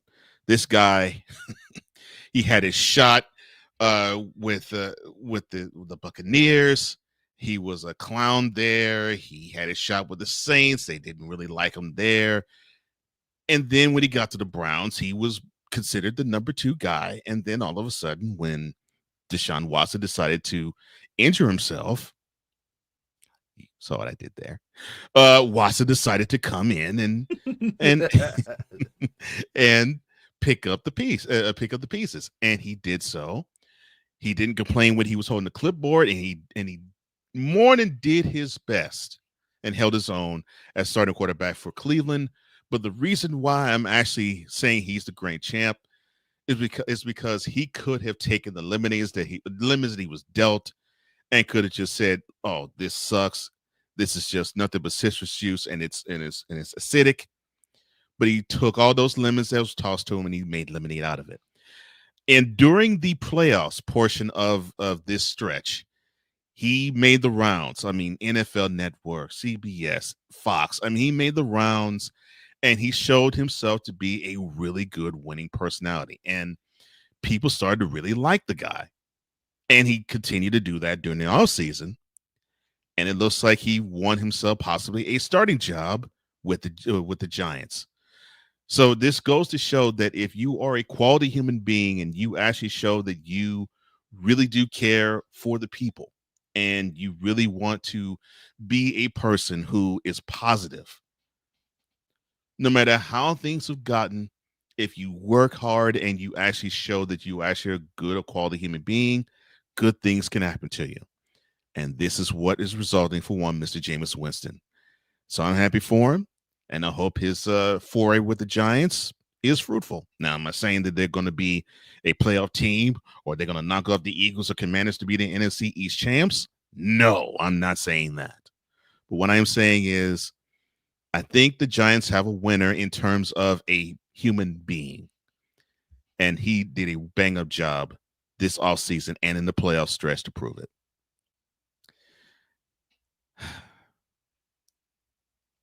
That's spot on. I like that. Yeah. I mean, he really did. I mean, look at what he did in the media during Super Bowl week. Right. So, I mean, he was spot on with this analysis there. I mean, it looks like he's got a future outside of football once he hangs it up.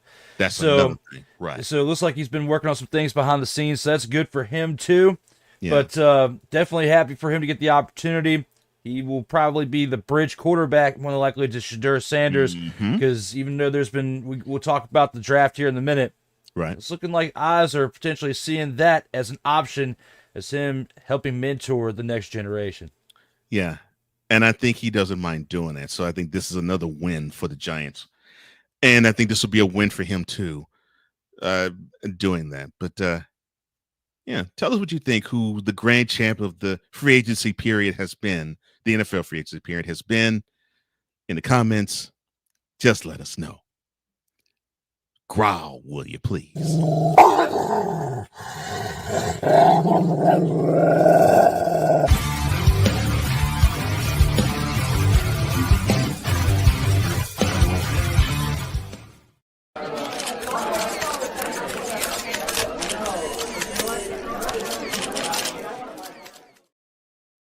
All right, welcome to Gray and Scoop.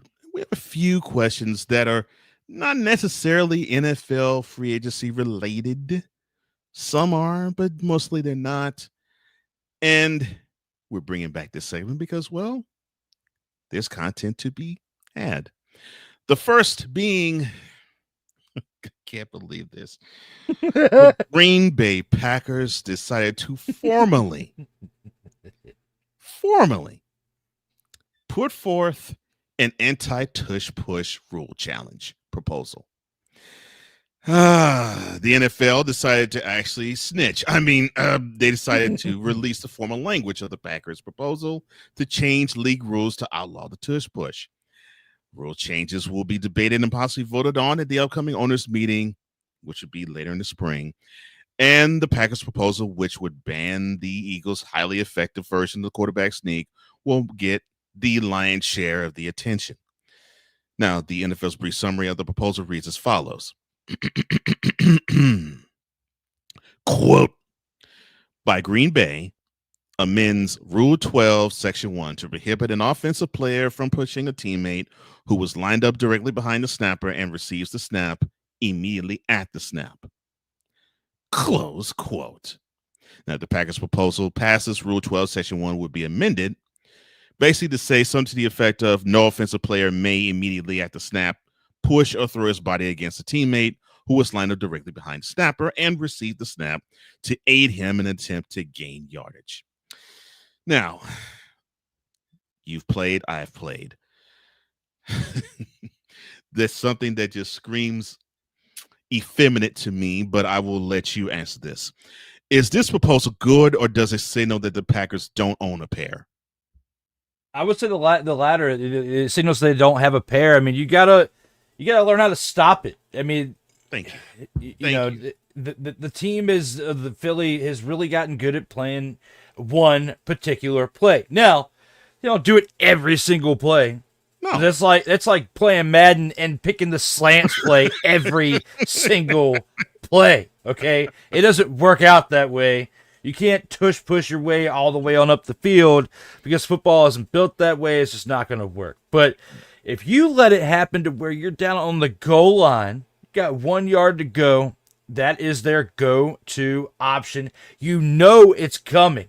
They're not going to call anything else. They're not going to call any trickery because nobody else, no of the other 31 teams in the league have proven that they can stop that particular play.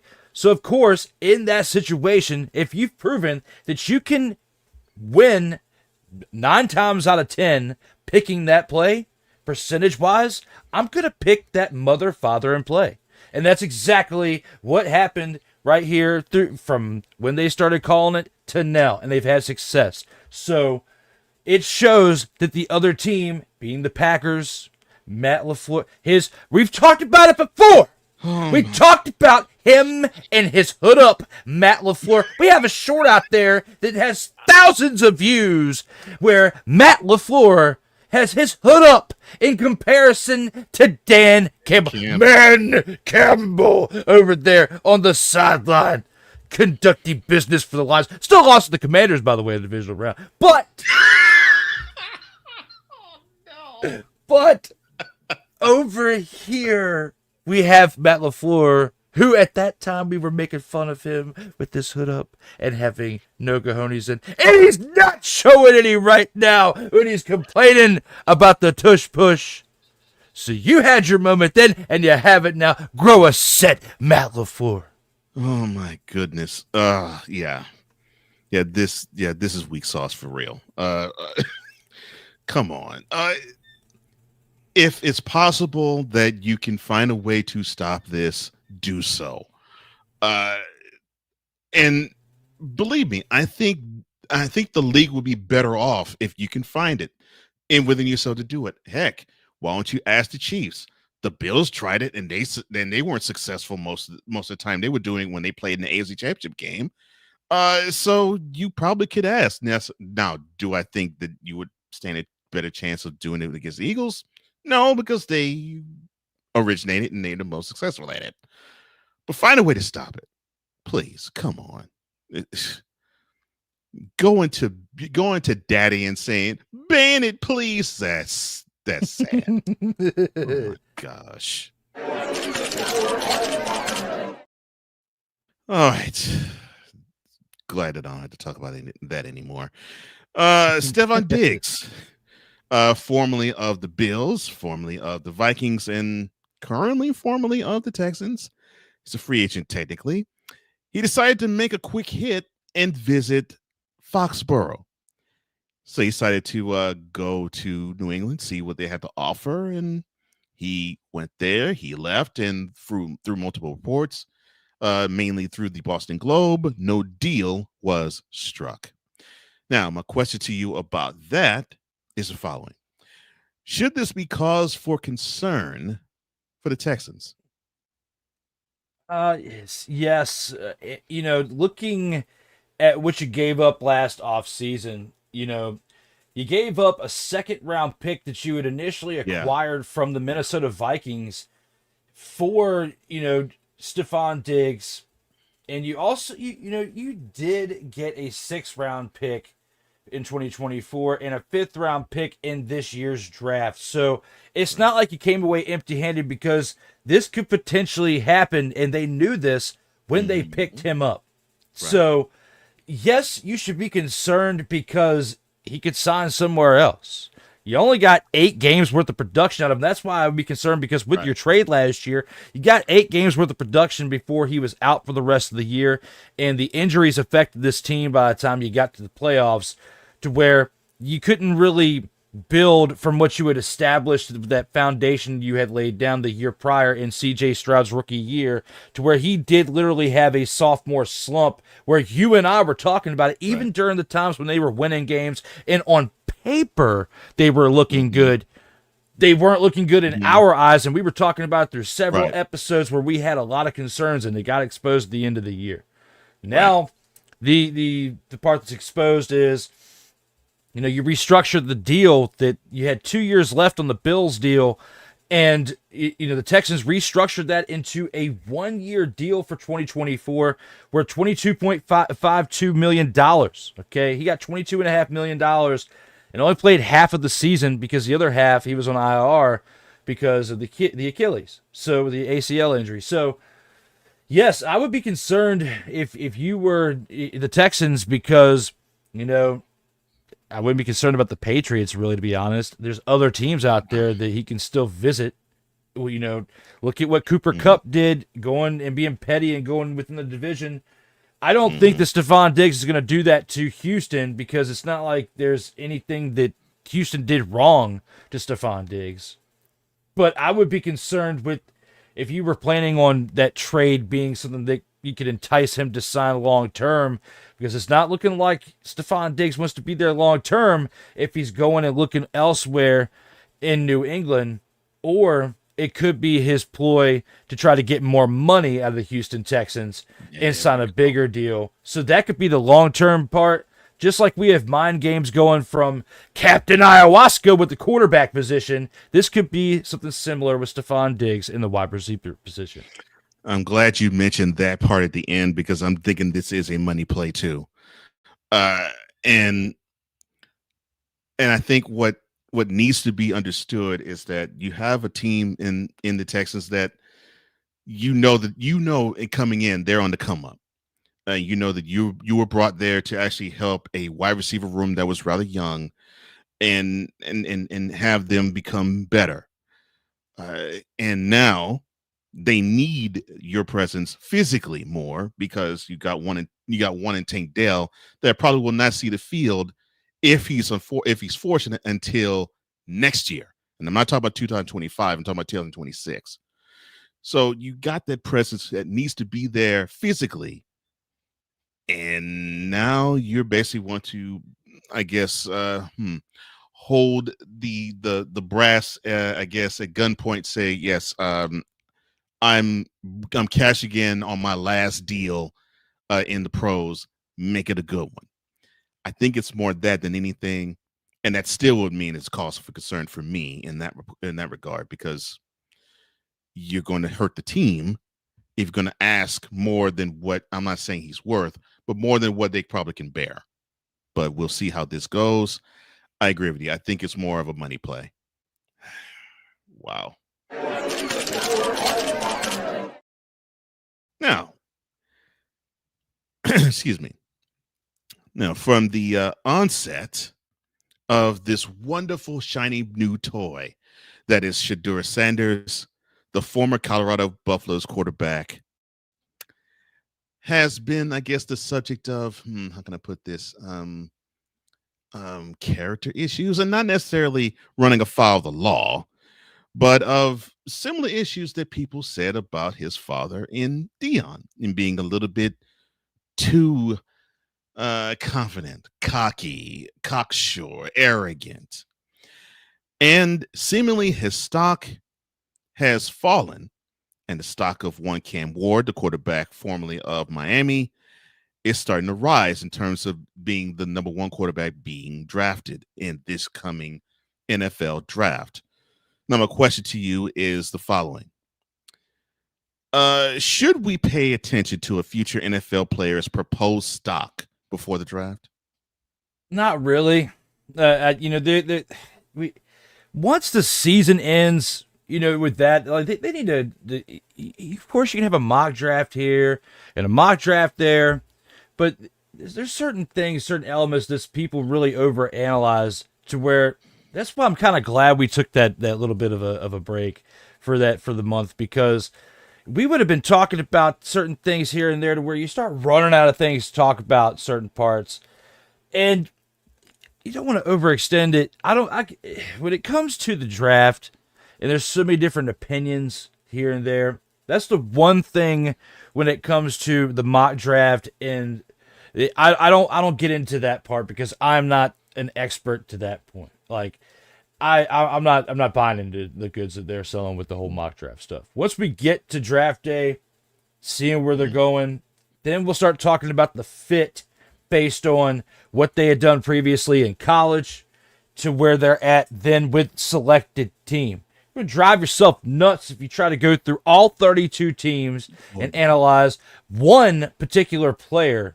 Like, that's like doing different, that's like trying to figure out codes out here and hack. Like, come on, man. No, you can't do that.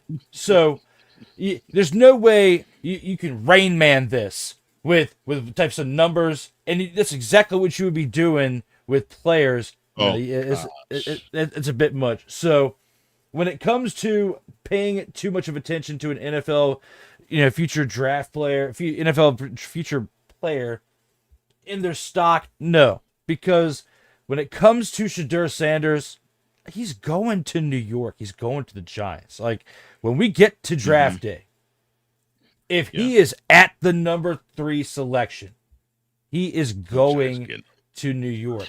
You got Cam Ward, Travis Hunter, Shedeur Sanders.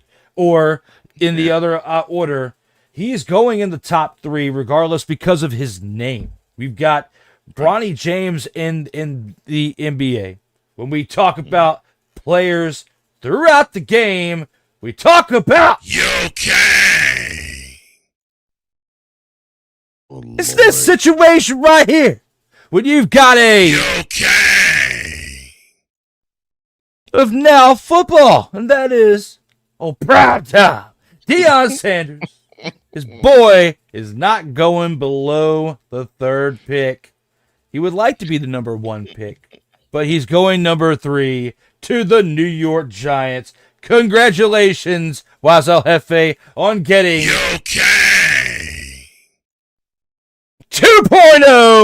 of football.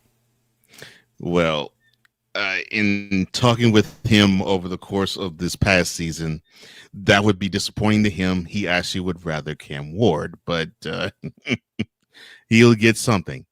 If it's not Cam Ward, it more likely will be Shedeur Sanders, and I agree with you. Oh my gosh. Okay, goodness. Sometimes I regret creating things. Finally, the NFL draft, they have started this nationwide tour, and they started in 2015 after hosting it for 50 years in a row in New York City. And it looks like from the popularity of that tour, it's not ending anytime soon. And by taking the draft outdoors across different football-loving cities, the NFL has been able to turn the annual event actually into a spectacle that all types of fans can enjoy. Now, of course, since 2019, the draft has made stops in Nashville, Cleveland, Las Vegas, KC, and Detroit. This year, it's Green Bay. Next year, it will be in Pittsburgh. Now, my question to you is, what city would you like to see the NFL draft be hosted next? There's multiple places. I'd like to see it honestly in Charlotte because that's close to where I'm at, because and I feel like it'd be a good spot to put it because of what's around you in that area. It's good for a lot of attractions in that area. I feel like Charlotte will be a good spot. That's somewhere where we haven't really been able to talk about spots that have hosted something big like that. Charlotte, because going back, 10 years ago, Chicago had it in 2015 and 2016. Right. Philly had it in 2017. Dallas had it. Jerry World 2018. And Nashville had it in 2019. I'm not sure who was supposed to have it during the pandemic year, but that was virtual because of, of course, the pandemic. 2021, the Browns, they even got it. So Cleveland, had it there to host the draft.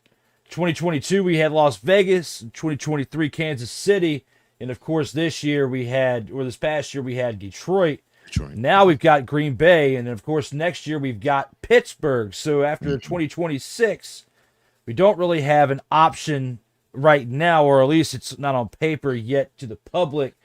I would like to see Charlotte, but there's one gem of a place that I would like to see. We're not going to get it, unfortunately, I don't think. But I'd like to see St. Louis get the opportunity to host it because they lost their professional football team, but it would also remind the NFL how much they're missing out by not having a team in St. Louis, Missouri.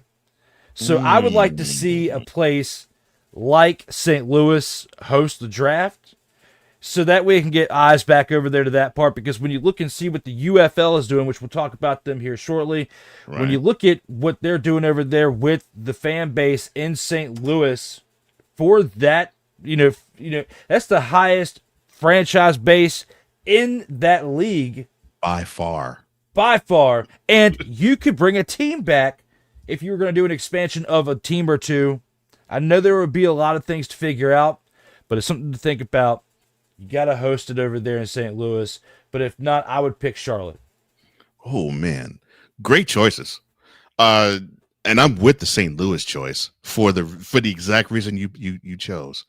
Because that's a hotbed for football. It really is. Has been for decades.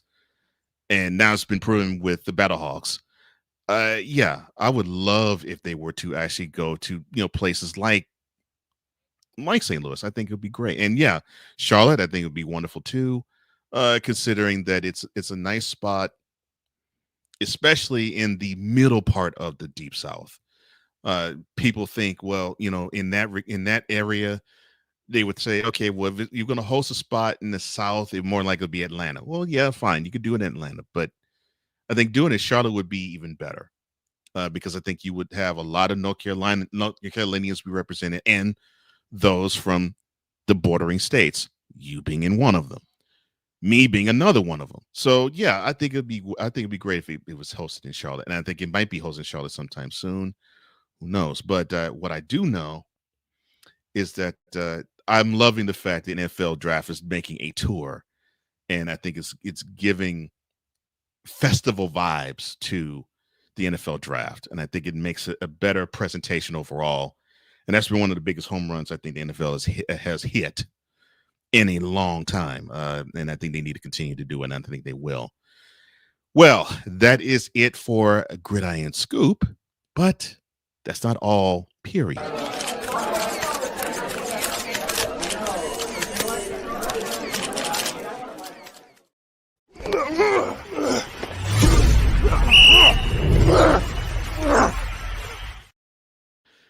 We are now at the 2-minute drill, and you're saying, wait a minute, Cole, there's no NFL games. You're right.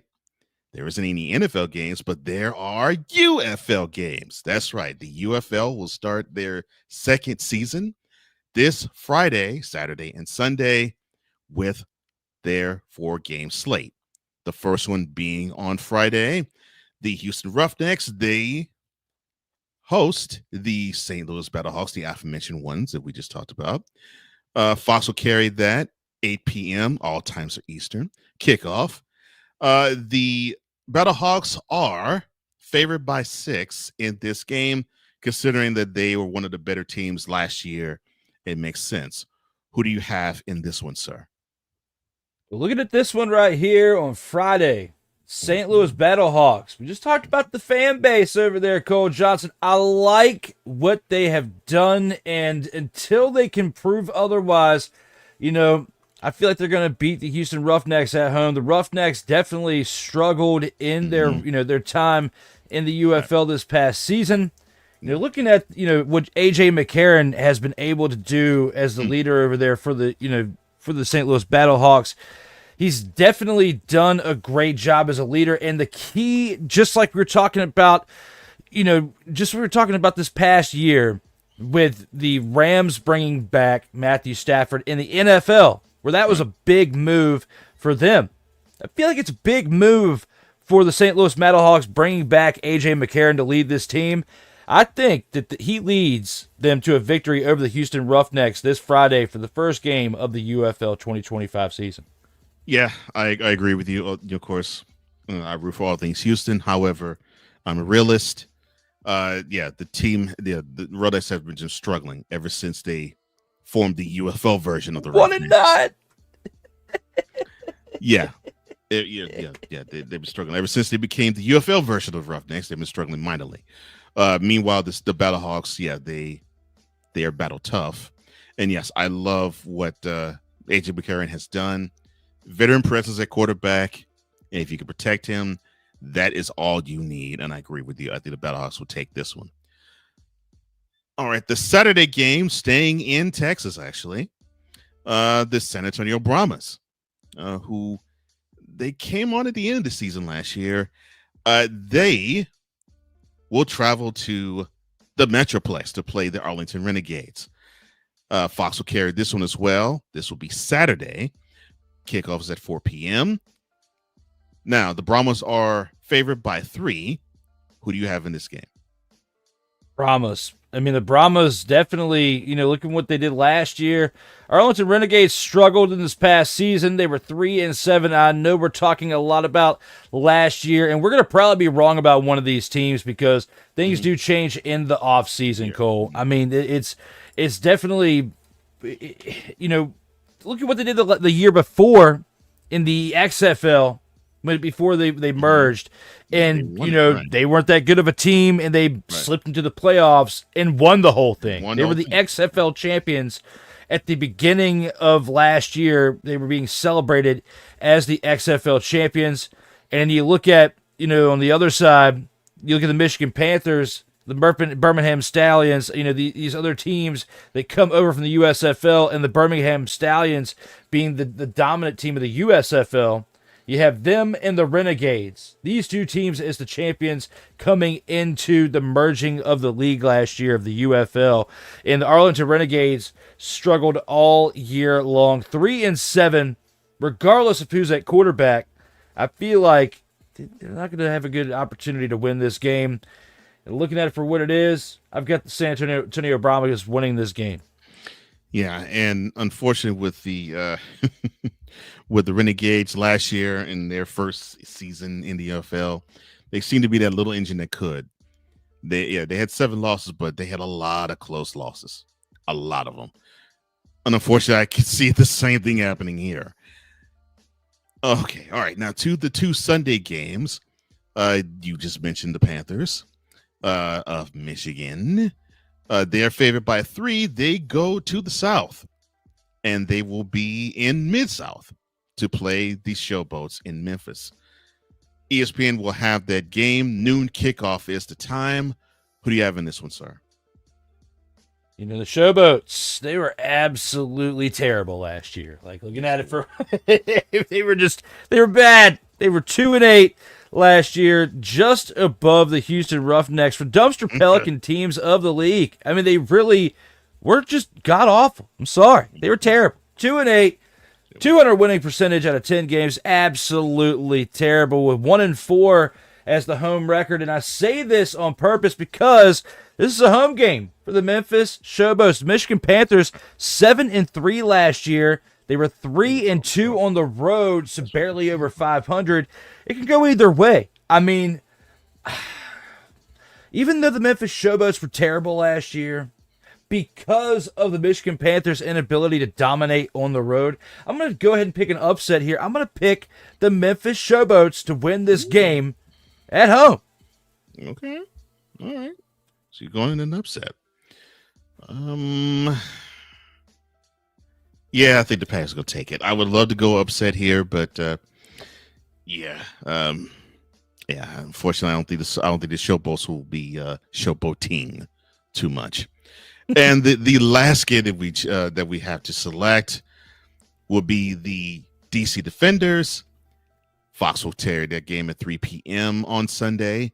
They host the UFL champion Birmingham Stallions. They had the run of the mill with the league last year. It looks like they're being predicted to do similar this year. They are favored, talking about the Stallions, by a touchdown. Who do you have in this game, sir? You know, as much as I want to pick the DC Defenders at home for this game, 8 o'clock Sunday night, I think I got to go with the Birmingham Stallions, who absolutely lit up the league last year and who have been lighting things up for the past 3 years on this side of professional football. You know, between their stays in the USFL and now in the UFL. You know, last year they were 9-1 going to the playoffs. You know, looking at what they did in conference play, 131-18 over the Michigan Panthers, and then in the championship game for the UFL championship against the Brahmas, they beat them 25-0. So until somebody can prove me wrong with this, you know, and I want to be proven wrong. I got to go with the actual Birmingham Stallions. I cannot pick against them here. That's my choice for winning this victory. If taking the victory in this game, I've got to go with the Stallions. I can't really go against them either. I was thinking about it, but I can't. They have been the best team, last year, and even when the USFL and the XFL were split, they were the best team of all the teams. But yes, it's exciting to see spring football come back. UFL season 2. Let's see how steady the league will be this year go around. But I'm looking forward to this year. This will be 10 games in the regular season, and then you'll have a semifinal slate and the finals that will take place in early June, I think. But we're not there yet. But what we are, though, is probably the most exciting part of the show.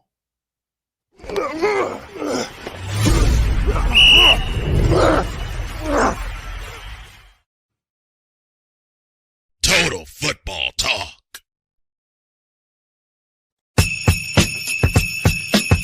Yeah, I know that spring has just sprung, but that means we still see snowflakes on the ground. Welcome to Snowflake of the Week, where we honor, and I put that in quotes, the ignominious of the football world.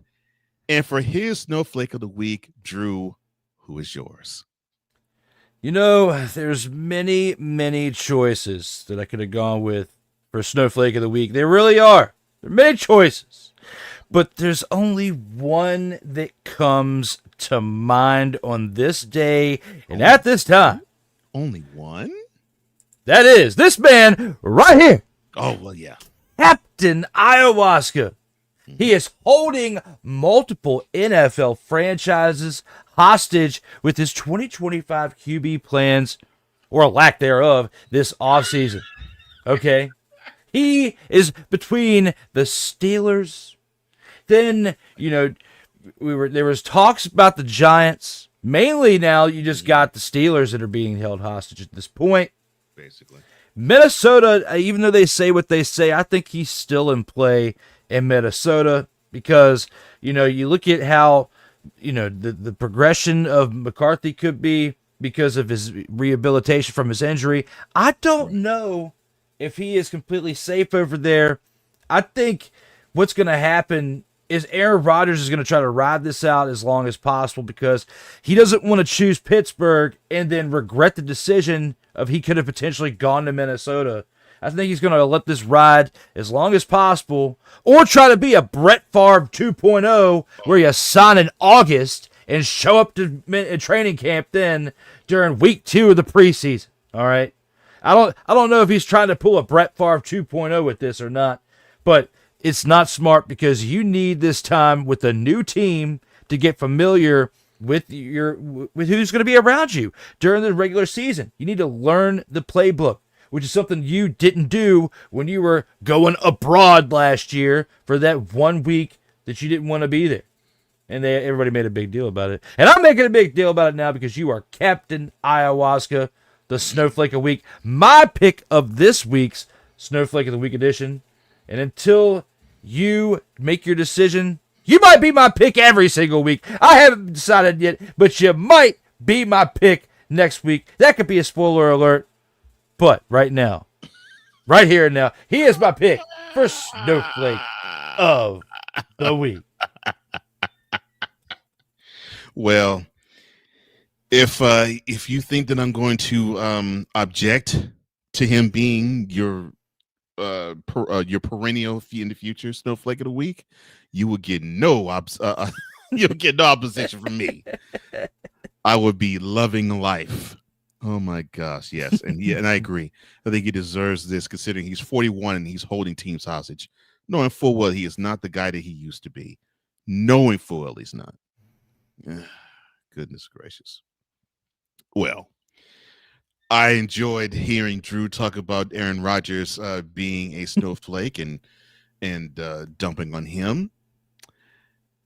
I'm going to go in a different direction. Now, I was looking forward to free agency when I heard this name say, I am wanting to play with a winner and I want out of my situation. I just need to get away, winning defensive player of the year awards and personal accolades. That's all good. But no, I want to be with a winner. That was said in February. 1 month later, he signs a $123.5 million guaranteed contract of a 4-year, $160 million deal to stay with the team he said he wanted to leave. That's right. Myles Garrett, come on down. You are the latest contestant in Snowflake of the Week. Come on, man. You lied and said that you wanted to leave Cleveland, and you actually said that Northeast Ohio wasn't producing a winner and they weren't producing a champion, and you wanted to be with a winner. You wanted to be with a contender, and you know full well the Browns are not. And you know they're not for one simple reason, and that is they have an albatross of a contract around the neck of one Deshaun Watson. And you want to stay there. I get it. This is the team that drafted you. You have spent all of your career there, and you feel as though you can lead this team to that promised land. But you know full well that you, sir, in this utopic understanding, you, sir, wanted the bag. Now, I know it's not kosher for a player to say, I want to be paid my worth. And you get a whole lot of dummies saying, well, you shouldn't say that. It should be about the love of the game. It shouldn't be about the money you get paid. No, it should be about the money you get paid. I mean, you put your life on the line. I mean, heck, you probably go through, sir, maybe between 65 to 80. Well, okay, I'm sorry. You're playing defense for the Browns, so I got to up it. You probably play between 70 to 90 car wrecks in a week during the season. You go through it 17 different times. I get that it would get tiring and you would want to be paid your worth. And if you were to say that, I would have cared. In fact, I would have applauded it. I'm like, I actually would have made you a grand champ. I'd be like, this guy's honest. He's at least saying, look, I'm putting my body on the line. I need to be paid what I'm worth. But you did what my brother said about Stephon Diggs. You leveraged your opportunity to get the bag. And look what you did. Now, I can't really trust what you say because you say that you wanted to play for a championship contender. Let me tell you this, sir. The Bengals have a better shot at being a championship contender than the Browns are, and the Bengals aren't close. I'm not saying the Bengals are bad. I'm just saying they don't compare to the Ravens, and they really barely compare to the Steelers. But if you were on the Bengals, I'd say you stand a better chance of going to the Super Bowl than being with the Browns. Come on, man. Yeah. Yeah, number 95 of the brown and the orange, you wanted the bag. Admit it, son. You wanted the bag. And how disappointing. You said you wanted to play for a winner. The winner ain't the Cleveland Browns. Come on, man. You know better than that. Goodness gracious. I like our picks between Captain Ayahuasca I do too. and Captain Take Your Bag. I'm going with these two as the great picks. We definitely came back hitting hard with the bang today for episode 77 with these picks. Yes, we did. I love your choice too, bro. Oh my gosh. Oh my. Yeah, brother. Jeez. No. Wrong one. There we go.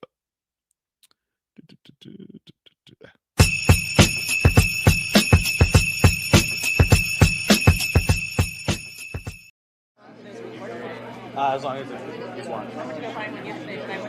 Well, we enjoyed coming back. Unfortunately, it is our time to go. Welcome to the post game. This is where we give our final thoughts to the week that was, or in this case, the weeks that were. And for his final thoughts on this episode, Drew, the floor is yours, sir. Well, I'm glad that before the end of the episode, I was able to recover from the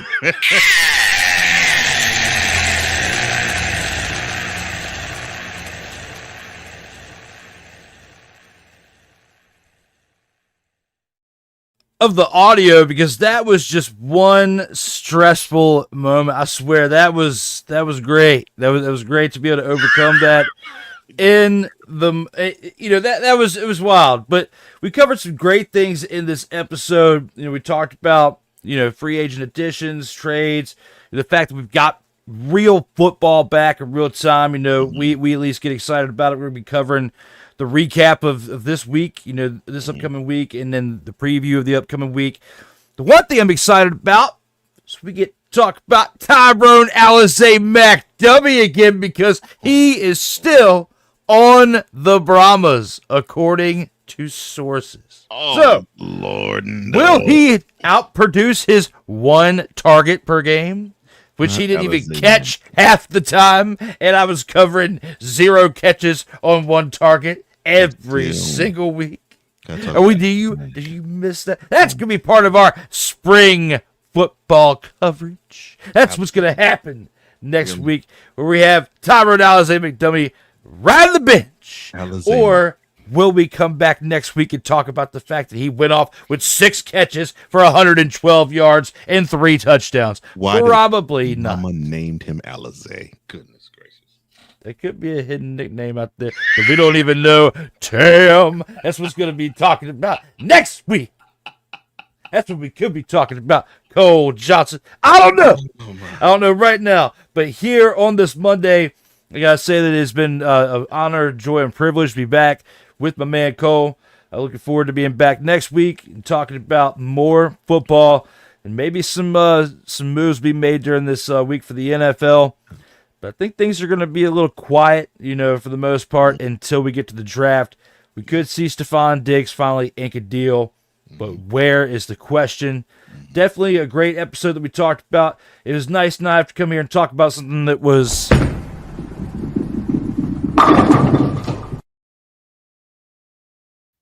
We had a lot of those in this past NFL season.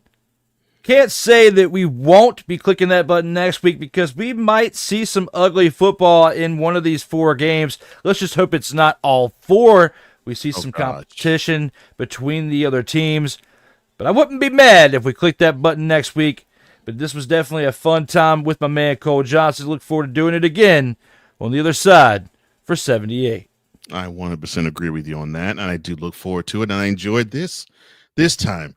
Technical issues included. But I'm glad we got past and through it, though. Oh, my. Now, I'm addressing this to one Micah Parsons. Look, I actually happen to like you. I like you as a personality away from the sport. I think you have a future in broadcasting. I really do. I think I see what you can be in terms of an analyst. You know the game, and you have charisma. That's good.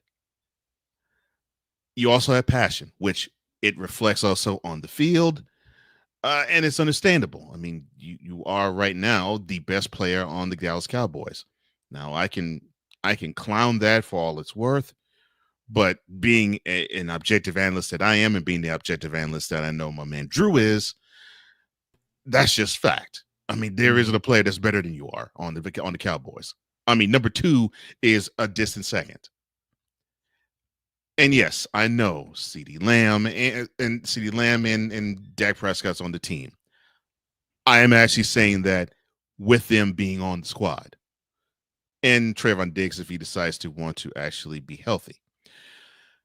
But you are the number 1 player on the Cowboys. Offense or defense, doesn't matter. And your passion serves you well.